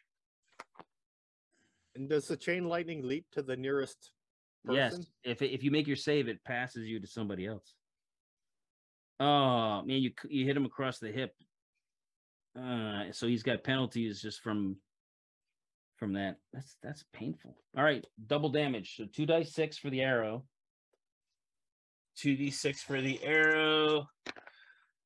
That is 4, so that's 8 points of damage. Well, did you roll twice? Oh, I rolled twice. I thought I just added.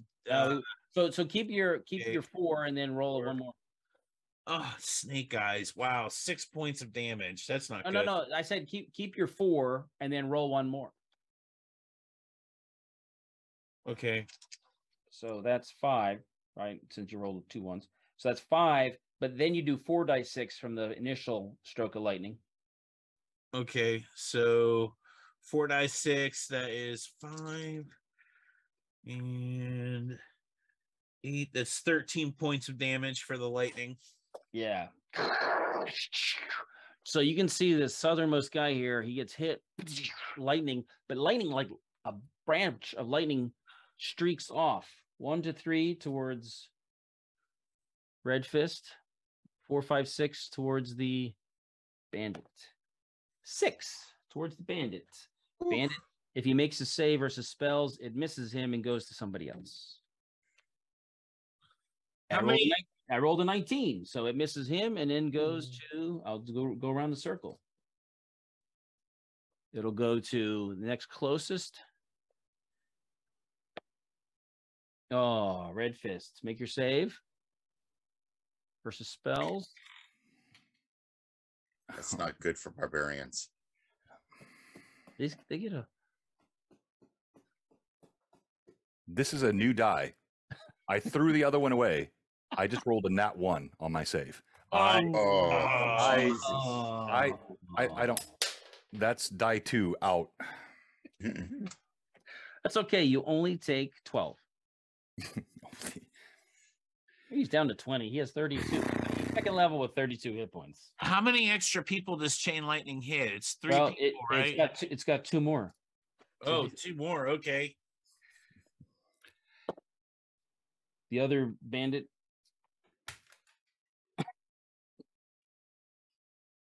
He gets fried.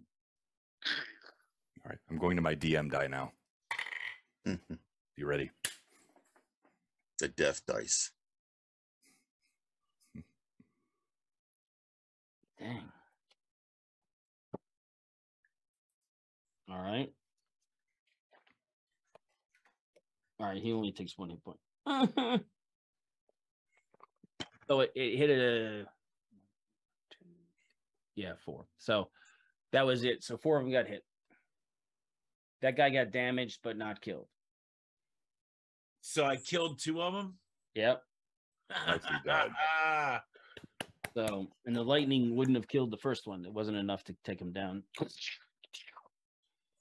Now let me see if it sets anything in the barn on fire. Okay. That guy facing off, Red Fist, he tried to spear you. The other guy is moving forward and trying to attack. And missing. Jaffe?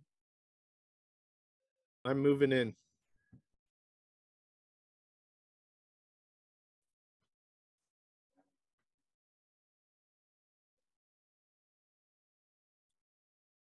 All right. You want to go left or right around, up or down here? What do I see when I pass the door on the left and the right? Oh, are you trying to see stuff? I didn't know that.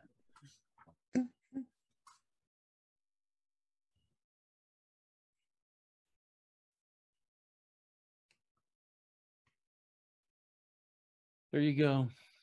A barn. Okay, I'm going to cut to the right into that space. Hey, Tim, real quick. In What here? time is our hard stop today? We're going to stop at around noon. Okay. We will have to continue this next time. And I have my spear out. Okay.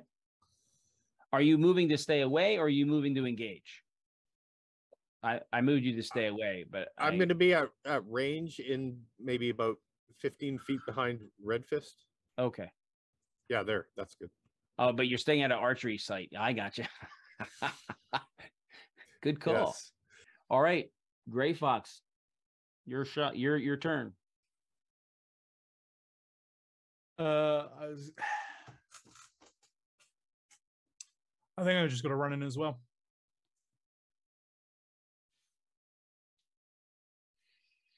Do you want to go where Jaffe is, or you want to go up?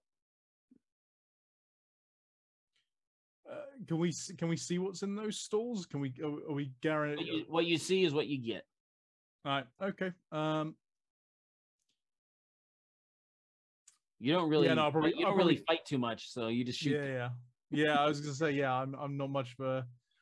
I think that dagger I picked up earlier is the only melee weapon I've got anyway. So I think I'll sit back with Jaffe. Really, yeah. All right. Death Crow. I'm gonna go in and position myself like just a little ways into the doorway to where I can try and get a bead on one of the guys that's sort of offset, like not in front of Red Fist, but Right. offset. So you've moved too far to be able to shoot this round. Yeah, that's fine. Okay. I'm positioning myself.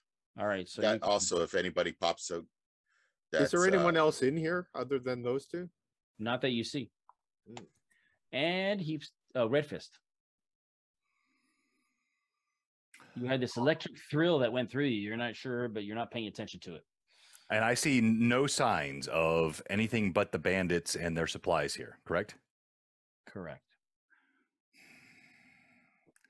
Still screaming to his ancestor and the power of Shakak. He will strike again with a different die this time. Okay, that's better. So 15 plus, yeah, that should hit. Yes, you do hit. Right, thunk. 4 plus strength bonus is 2, I believe. So 6. Oh, masterwork. So +1. He goes down. He goes down.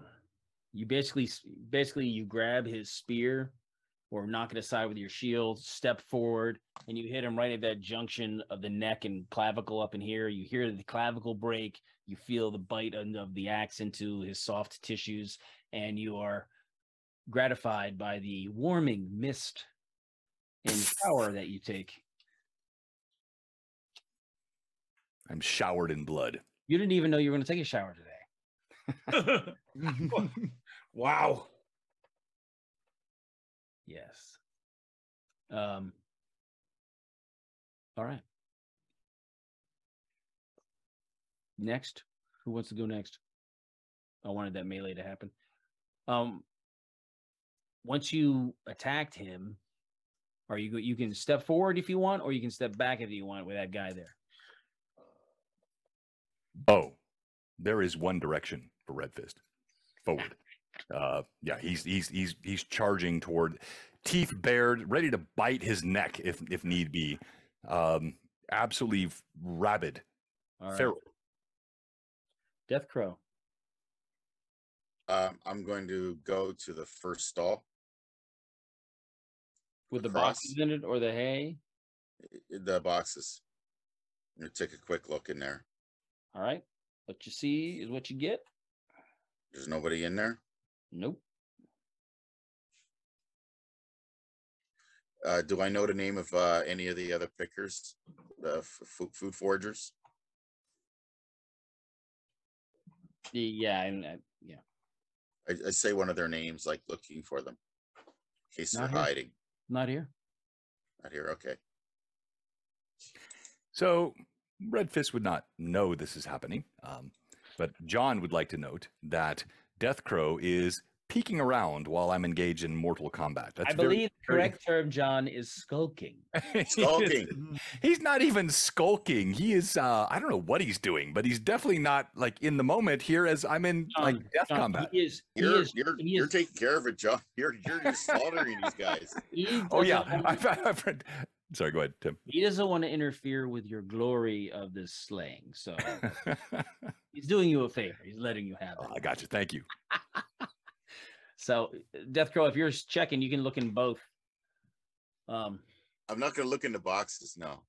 Right, but you can look in there, and you can look in the other one. I just moved you to the other one. No one's in there. Okay.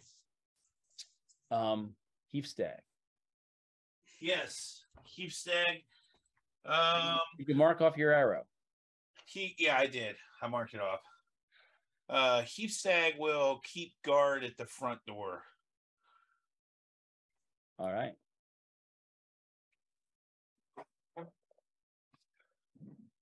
Okay. This guy's attacking Red Fist. Oh no, you closed this round? Mm-hmm. Okay. Don't forget Joffrey and Greyhawk. Right, I know, but he goes before them. Greyhawk, I assumed that since he doesn't use melee weapons and he is preserving his arrows, he's just standing by, observing, looking for any targets. And is that a safe? I was assuming, Tim. I apologize, but that's what I was assuming. I think I'm going to be more hindrance than help in melee. So yeah, I think that's a reasonable assumption. It fits his idiom of, "Oh, you got that." Fish to be the idiom of the group. He does the up close work. Apparently attempt to do the long range work, but today just the fates are against me. But All right. So much fame about these first edition archers, and then just the dice are just cruel. Yeah. Perfect Tim game. It's hard. Target and combat. It's different. So, Jaffe, it's your options here. Okay, I'm going to take a long shot and try and reason with Red Fist, but I'm stepping up and I'm using the butt of my spear to try and do non-lethal damage on the bandit. We need to find out where the others are, I say to Red Fist. Okay. Swing away. Would it be funny if he knocks him out? I mean, no, not at all. 17.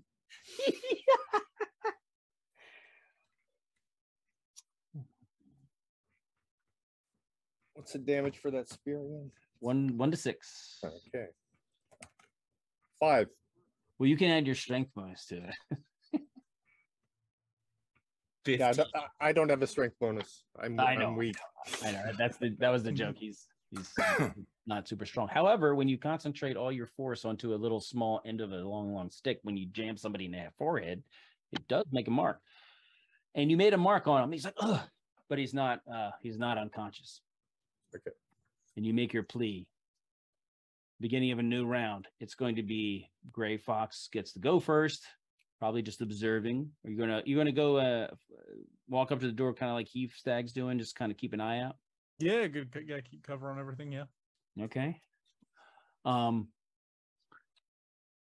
Death Crow. Go up beside Red Fist now, along the wall. Are you going to switch your axe out, or are you just trying to run into the up here? Nope, just gonna no, put me back a little bit. Nope, behind him. No.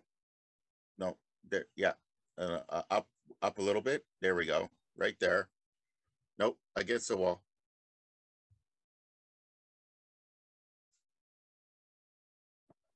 If you can put me up against the wall there, and then I'll just I'll be watching down the lane with my bow ready. Okay. So if anything decides to pop its head out, All right. I'll look. I'll think before I shoot. You're covering the unsecured exits. Exactly. Right. Man, it's almost like you're a professional. Professional. Yeah. Red Fist. Are you going to try to reason with him and maybe ask him some questions? So again, as the run forward was made and the spear kind of slipped between, what words were said again? Trying to reason with Red Fist. We need him alive so we can find out where the others are, where the prisoners are. That's pretty sound advice. It's gone so well for Red Fist so far. He probably rolled a 20. Did you just roll a 20? Did you just roll a 20? I did. It's a nat freaking 20. Red Fist, as you say this, I will follow the trail of their blood and the urine they have left everywhere. Their women will lament and their children will serve me. Thunk! And he puts the axe right in the forehead of the last one. All right. Was that roll an attack? Or was that... Oh, I thought you were doing I was ignoring him and rolling to attack. I thought you were doing a self-imposed wisdom. No. Which is what made the 20 so funny. Which was me. No. Yeah. Roll the crit. So has anyone got Speak with Dead? They're more reliable when you do that. That is true. All right, percentile dice. 47. Oh, double damage. Arm. All right, it's 4 on the die, so that's 8 plus 1 for strength, plus 1 for math, so 10. Are you multiplying the dice? You said double damage, right? Right, I like 2 dice. That just means you get 2 dice. Oh, okay. All right, so 4. I like that because it creates a bell curve. Okay, got you. That makes sense. Yeah. The chance of maximum damage. Right, exactly, because you're weak on your crits. All right, so that's 7. So it's 9 damage. Oh, wow. 9 damage. Your weapon opened up the forearm, slicing open the skin to expose red, twitching, glistening layers of muscle. He drops his sword. His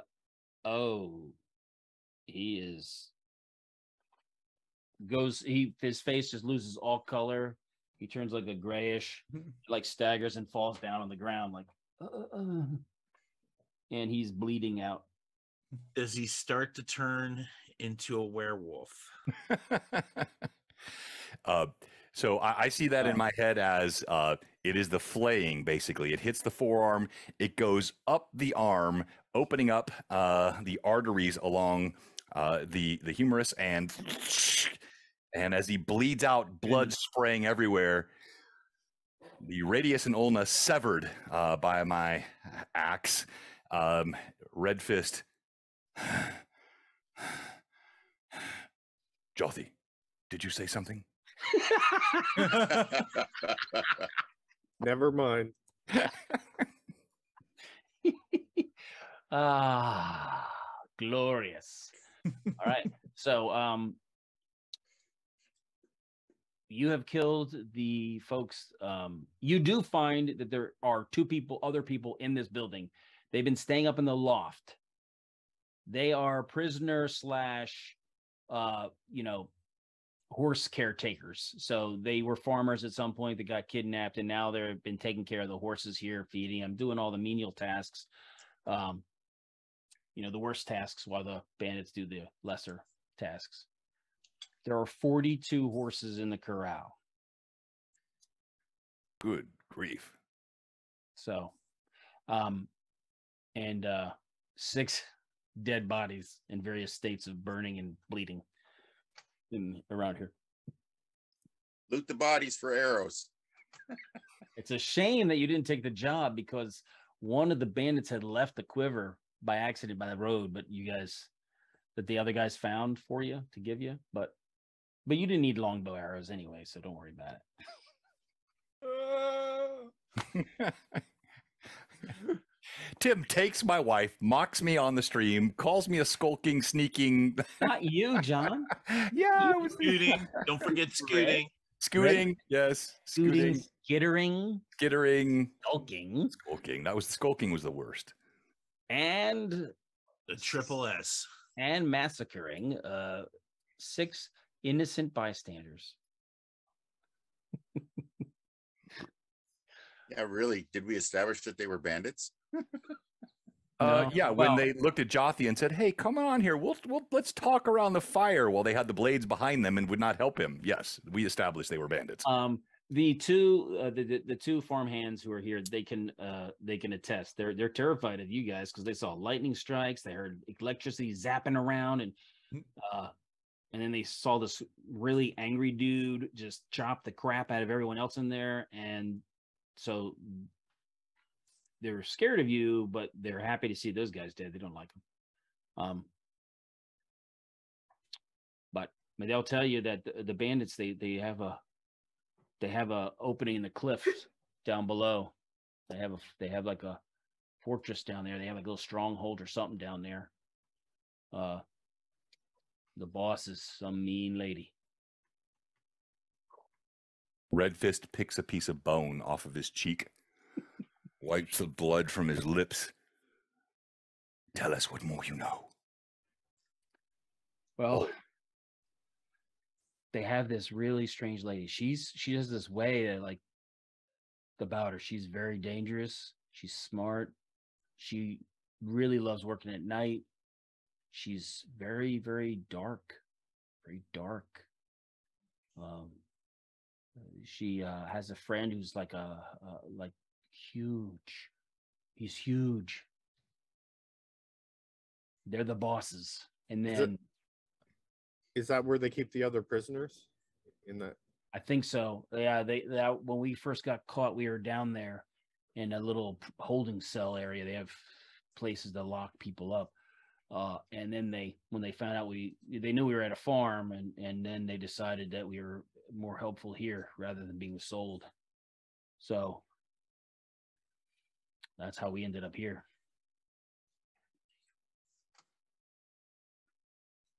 So Jothy, when he says these things and speaks of this woman and her strange ways, and Red Fist again looks back at you. She's got pointed ears. Your kind. not my kind,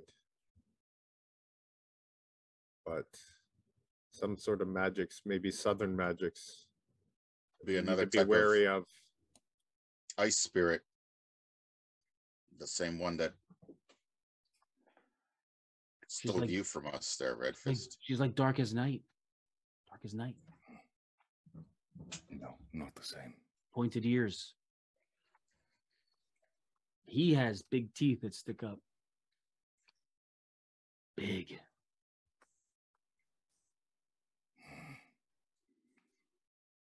They bring many horses. They bring sometimes they don't usually bring wagons because it's the mountain. They're slow. They bring the horses. They unload them. They bring them up here. How many? Are all the horses here, or are some out on a sortie? I think they're all here. They just came back yesterday. Okay, so They came back. Yeah. They usually have guards that change out in the morning.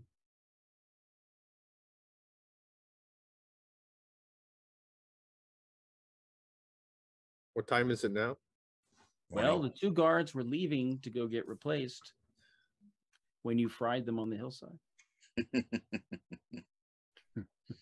Oopsie. So we better go catch the new shift coming out.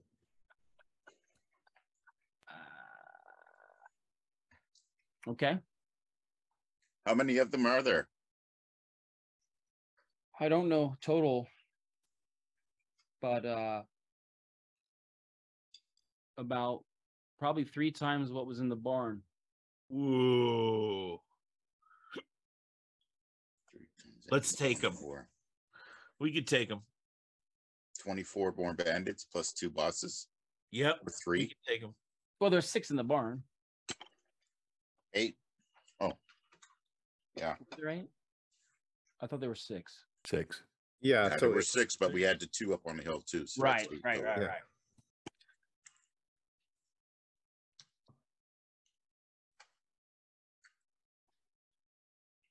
No short bow arrows. No. You in the arrow. Hey, come on, man. This is my I'm bread and running butter. super dry now. It's a shame, really. So you guys are up here. You know that there is some sort of guard change out. You don't know if they go down and get switched out, or if the other guys come up, or they do it in the middle. You're gonna go and try to look to see. yeah, we should go and look down the hill, see if they're coming.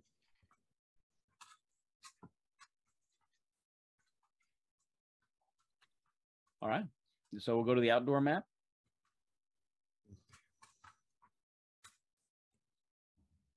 We'll probably, it's the area map. We'll probably resolve the guard issue and then have to call it for today. We can go to barn 12. Just to be clear, I think everyone knows this, and I'm not trying to overwhelm the game, but Red Fist is in an absolute berserk fury. They have taken his wife, this strange god in the skies called the Ever Mysterious has toyed with him this day, and he is just steadfastly, he's not stupid again, so he stays in the trees. He is not skulking, but he is moving cautiously between the trees, but he is he's brooking no hesitancy, and he is heading exactly where these folks have described. No, whatever anyone else is doing is fine. He's not making noise, but he is not delaying, and he is not being overly prudent. All right. So right now, until further notice, we'll say you all are the underdogs together. We'll keep the icon together, and only when you split up far will we separate you out. And interestingly enough, when you come out, you see that there's 2 guys walking up here. They seem like curious, like they're looking around. How long's it been since I started the call lightning? Is that still in effect? Well, you're coming right up on 10 minutes. So yeah, they're walking up the hill right there. They're probably looking at the very area your friends were at, like, what the heck? Are you going to let them have it? For microwaving brigands. Yes, I will. Fry him. Yes, lightning does strike twice in the same place. When you have a druid. Let's go, Jothy. Wait, do they got On the bows? first half. If they got bows, I want their arrows. 27. Okay, same thing. The guys get electrocuted. Their clothes catch on fire. Hair catches on fire. Their eyes pop out. They fall to the ground. It doesn't help that they have their swords they're carrying are bronze. That's not helpful either. Ooh. So they get electrocuted. You just killed like the two guard studs, man. So now you've had how many lightning strikes have we had up here with the arrow and yours? Only two of yours, right? 3. No, I used 3. Yeah. 3. So 3 of yours, 1 of Heapstack. So that's 4 lightning related striking loud things that have occurred. That's a little unusual. Must be a weird electrical activity. So you have taken care of the guards and the barn security, and those farmhands tell you that the road down below, as it goes along the cliff edge, goes along a cliff, and then there's a strong point area that they have their hideout in. That's what he tells you. What's the entry like? Like how is it fortified? It's got 2 really big doors that are barred on the inside, and upstairs they have slits for shooting out. They always have somebody up there by the slits looking. Well, if their uniforms weren't so fried, we probably could have dressed up in their uniforms. And well, there's a couple that only got massacred and didn't get fried. Yeah, they're just a bit bloody. A bit. If you roll it in the dirt, it'll just look dirty. So we're gonna have to call it right here. This is a good spot to stop, because now you have identified your missing people are not here, but down below. Down below. Down below. Down below. And 15 minutes to go. Tim, I've learned a lesson today. Yeah? You know the lesson I learned? Don't get married. Let's go. No. It is never to ignore one of Tim's plot hooks for roleplay purposes, because it will still force you into the plot hook and make it much, much worse for you. That's all. It's all time based. It's not. It was well done. It was well done. So much fun. Thank you, Tim. Yeah, it was a blast. We could have done a series of just wandering monsters as things got worse and worse for you, and it would have been terrible. No, I had a great time.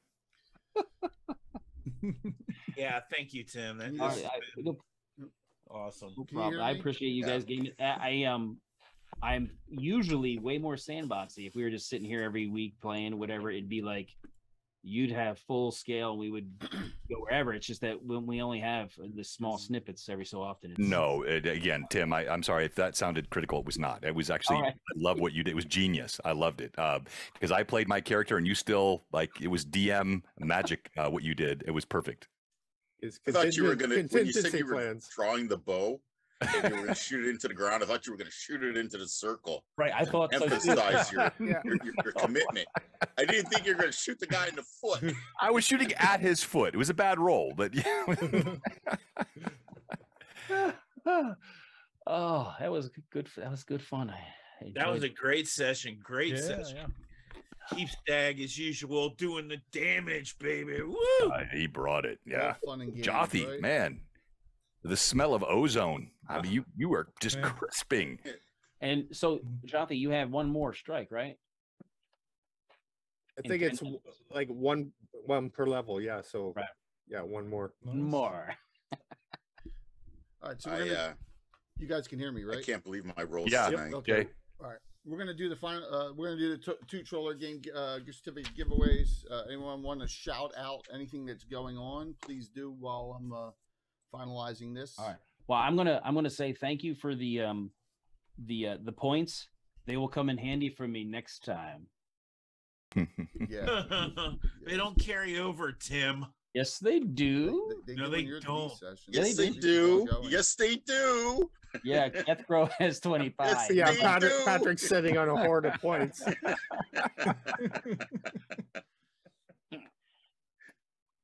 John, that was a good use of yours too, getting the extra attack. I was like, except I missed on both attacks. That was the idea was there. The idea was good. All righty. No, I mean, just thanks again, Tim. Was fun. It was good to play with everyone. I enjoyed this group. And thanks again for everyone that joined us last night. Fun with the Overgord and the incredible Mike Disney, the Elder Gord, now also coined, sitting behind him. And it was not a TPK. And in fact, the Overgord was overcome, but not killed. How did he run away exactly? Because of Vivi's song? Exactly. Yes. Yeah. So if you missed it, I could not think of a better way. And with her role play, and then my failed save, the Overgord felt her charm, was pulled toward her, and then fled, knowing he was about to be overcome. As he fled, those vines came up, wrapped around Dread, who was the only one that failed the saving throw with that one, yanked him. But the Overgord was felled not by blade, but by the song of a young lady. That's it. Song of a young lady. It's kind of romantic. As have many before him. It was kind of romantic, yeah. So that's why it's not up on the VOD anymore, because we played Marvin Gaye at the end of the song in the stream, and that was going to get us hit on the DRMC. So, which Taryn is not happy about that. She really wanted to watch the stream. So I think I tried to download it. If I have it, Mike, I'll send it to you guys so you can watch it. But I couldn't keep it up on Twitch. Oh, okay, yeah, we understand. Can't believe Dwayne won. The Elder Gord, a love story. Dwayne did. Awesome. All right. So we got the winners there, Deldawath and Dwayne won. I'll get you those codes. So here's some things going on tomorrow night. We got the big interview with Anna and I do a Tanya DePass Cypher off tier. That's tomorrow night, and that is at 7:00, right? PM. Normal week next week, with the exceptions, a lot of exceptions. No game Thursday night. I got 3 guys out. Plus the Eagles are playing on a Thursday night game, so that works well. So no game Thursday, but Saturday, it looks like we're gonna have a Scarn game coming up on Saturday. All right, I'm working on that. Snap. Yeah, it's probably gonna be like 10 to 2. Or 9:30 to 1:30 or something like that in the morning. I'll let you know, everyone. Working on getting that group together. And I got Ed just texting me here on Discord. Here we're trying to get a next 2 drink minimum game in November. Working on that, plus all the other things going on. So yep. Starring Mike Disney. Yep. So tomorrow night, 7:00, big discussion. And also we're so close to 9,000 followers, right? So that's awesome. I think we're 7 away. We're going to be more than likely giving this out tomorrow night. All right, along with a $25 gift certificate, Troller Games, and maybe some other things. So, well, I'm gonna work with Jay to try to get a date sooner than normal for us, so we can, since we're hanging. Yeah, literally absolutely. Right there. Yeah, can't leave Redfist hanging without his wife here. So I'm gonna set up a raid to go into 20 sizes every store. Jay, can I give out one more shout out real quick? Please, I almost forgot. Please. I talked to you about this week. I'm super excited. Of course, you're getting 9. We hit 2,000 last night. Thank you, everyone. But Richard Baker will be joining us soon. I've been communicating with him via email. Thank you to Alexander and Tukitis. And if you don't know who Richard Baker is, shame upon you. He is an incredible creator for so much content. And among his content, guess which I like the best, Patrick? Let me think. Dark Sun? Shocker. Exactly. Yes. Yeah. He did so much work on Dark Sun, and I don't know when we're going to have him on. I want to have him on an LMA, maybe even play in a game. I want to have Jay on with him as well. So we'll be seeing him soon here on Blue Box, and just thank you to the whole community that's making this happen, and to meet some of the folks that I admired as a kid is super cool. That's awesome. That's great. That is pretty cool. Very, very cool. Thanks, everyone. So, hey, a little early finish. Good. We got a ton of stuff going on today. On time. Yes. What's wrong with you, Tim? You feel okay? Well, yeah. Well, we have to draw the line. Otherwise, we'd be going we'd for a lot more time. Yes. Yeah, absolutely. So I'll see you all tomorrow night. Everyone have a good one. Have a good rest of the day. Go Steelers. If you're not watching, what? Those Steelers, that's right. Those Steelers, baby. They're going to get destroyed. Eagles. Eagles. Pick it, pick it, pick it. Oh my God! Pick it, throwing picks. Oh my God! I know. Oh Pick it to my- Pickens. It's gonna be awful for you guys. All right, see you tomorrow. See you Right. tomorrow. Bye Have bye, a good one. everybody. All right, Radiant 20 side. Sit tight, please. That's Hey, a good job I on was the up whole late idea last of night going watching the north. Phillies World Series game too, while I was lurking on Blue Box. I figured like the Southerners would use the road because they're soft, right? Right. But we're Northerners. We don't use roads. We go up and around through the I rough. never even thought about We that. don't need no stinking I road. never thought about that idea. Yeah, so, yeah. All this Philadelphia sports team talk is giving me indigestion. Awesome. When That's I- perfect, Mike. See you all When I was soon. light, Have a when I good was one. light infantry, I never wanted to be on a road. Yeah. Exactly. Never. Just went. The road was the place where you were guaranteed to be able to kick somebody's butt.